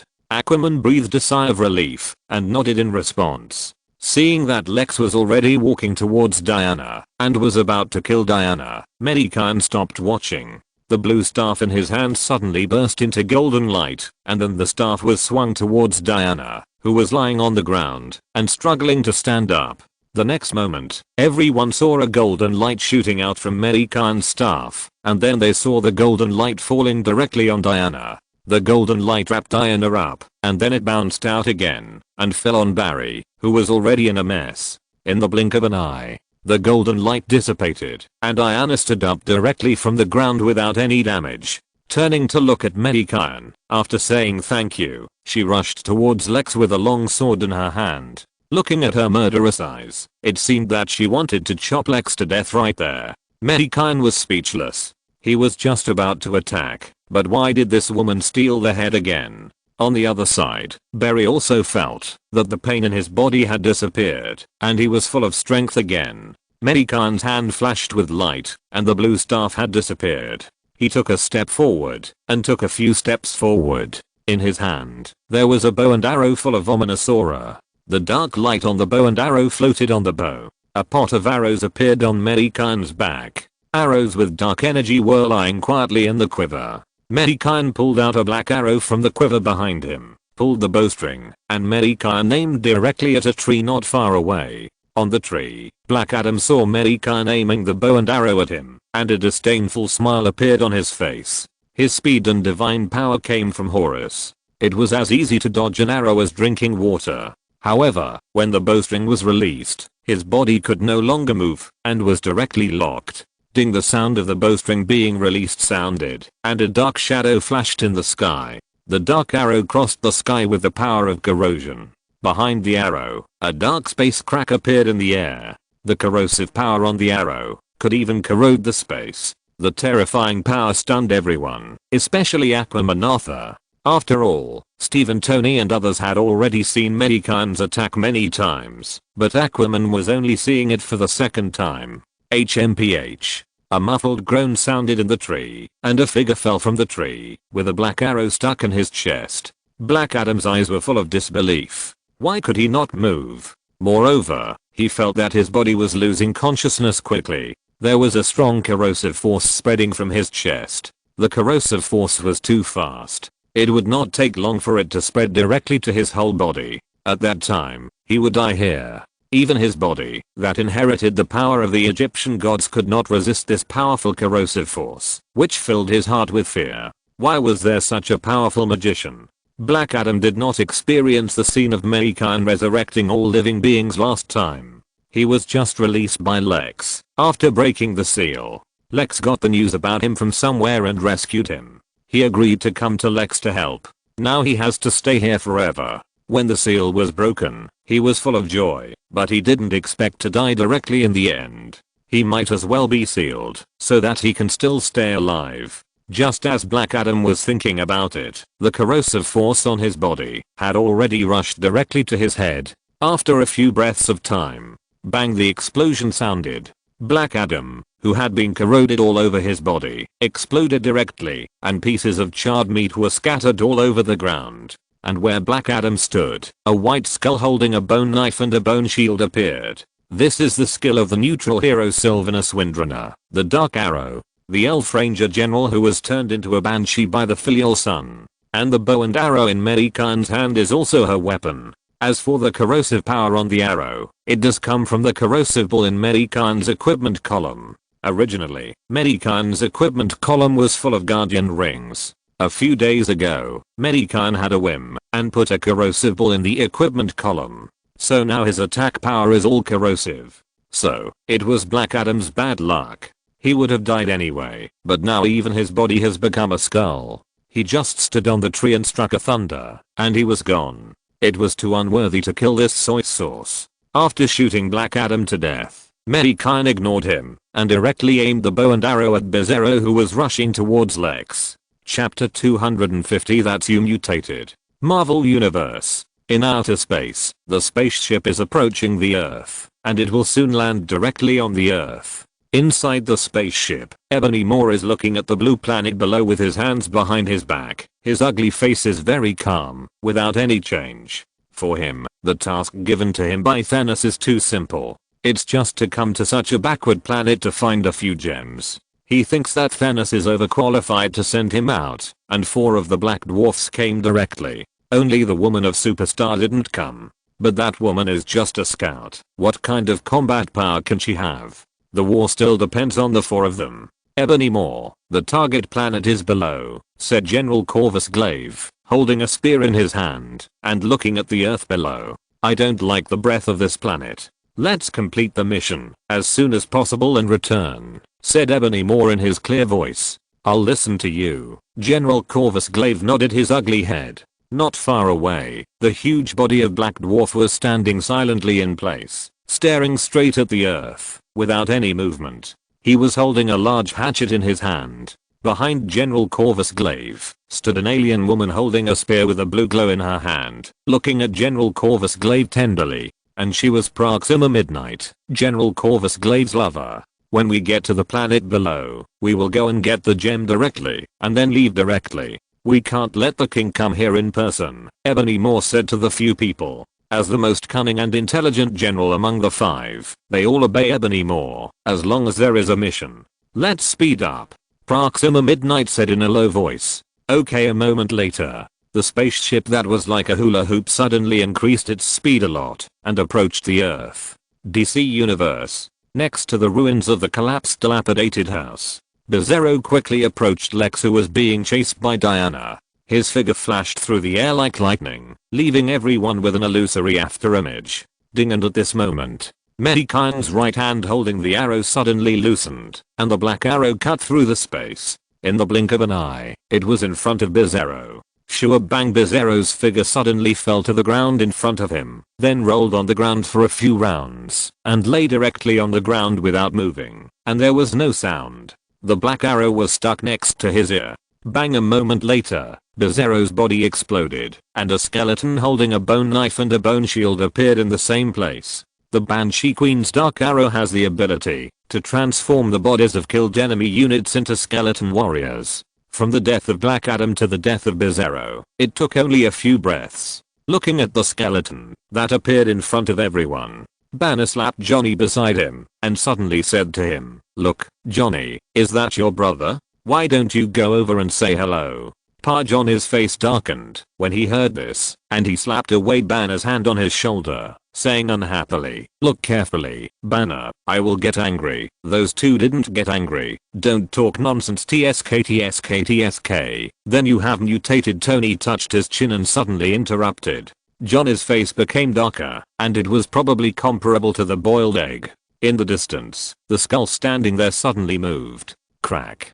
Giggle. The two skull warriors twisted their bones, and red light flashed on the pupils of the skull. The skull transformed from Black Adam's body has turned its head to General Cold, who is fighting Barry, and then it seems to have received some instructions. Stepping on the white skull legs, it strode towards Captain Cold. The speed is getting faster and faster, and the white skull began to run. On the other side, the white skull suddenly swung out the bone knife in his hand and chopped directly at Lex's head, who was looking at him with fear. Lex did not move at all, as if he was scared, and just stared at the skull in front of him. The white knife flashed, and Lex suddenly covered his neck. Red blood was sliding down his neck, and the light in his eyes dimmed little by little. After a while, Lex's head fell from his shoulders, and a column of blood rushed into the sky. Bang, Lex's body fell backwards directly, splashing a piece of dust. Now, only Captain Cold is still alive, and the death knell has been pierced through the chest by Diana's sword, leaving his life here.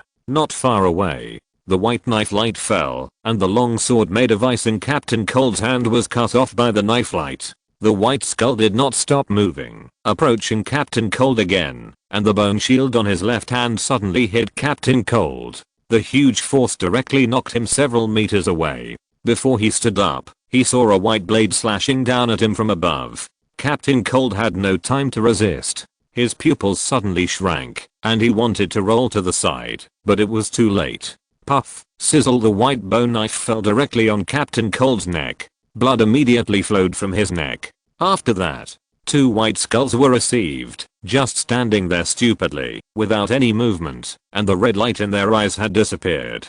"It's done." Mei Gan, who had already put away his bow and arrow, clapped his hands and said, "That, Mary, Clark and Bruce are still lying there." Hearing this, Aquaman glanced at Superman Clark, who was lying on the ground, and reminded Mei Gan, "Ah, yes, I forgot that those two guys haven't been resurrected yet." Mei Gan slapped his head, and then remembered that these two unlucky guys had not been dealt with yet. Without Mei Gan's reminder, Banner and Johnny started to carry Clark to Mei Gan, and at the same time, they did not forget to tell Aquaman, Arthur and Barry to carry Bruce over. They were very familiar with this matter. Banner and Johnny had seen Coulson's resurrection several times, so they had seen it a long time ago. It was just that the dead person now was not Coulson, otherwise they would be more familiar with it. They had to try it next time Coulson resurrected. Not only would Coulson curse directly, he would probably drive his old car to hit them. Mei Gan was speechless. What kind of bad taste do these two have? They can be so happy to carry a corpse. Mei, I have to discuss something with you. Suddenly, Tony walked to Mei Gan's side, put his arm around Mei Gan's shoulders and said, "What is it?" Mei Gan asked puzzledly. "I have to buy a few more recovery scrolls." "Wait, didn't you buy 3? How come there are no more? Where did you use them? Could it be?" Mei Gan was surprised, and then looked down at the position of Tony's two kidneys with ill intentions. "Fuck, it wasn't me. It was those 2 guys, and the one called Aquaman. What an ugly nickname. He used 2 of my scrolls," Tony said, pointing at Arthur and Barry who were carrying Bruce. End of this chapter. Thank you very much for reaching the end. Don't forget to like. Looking for more exclusive content and immediate access? Subscribe to our Patreon. Remember, every like, subscription, or donation encourages us to continue. Thanks to everyone. See you in the next video.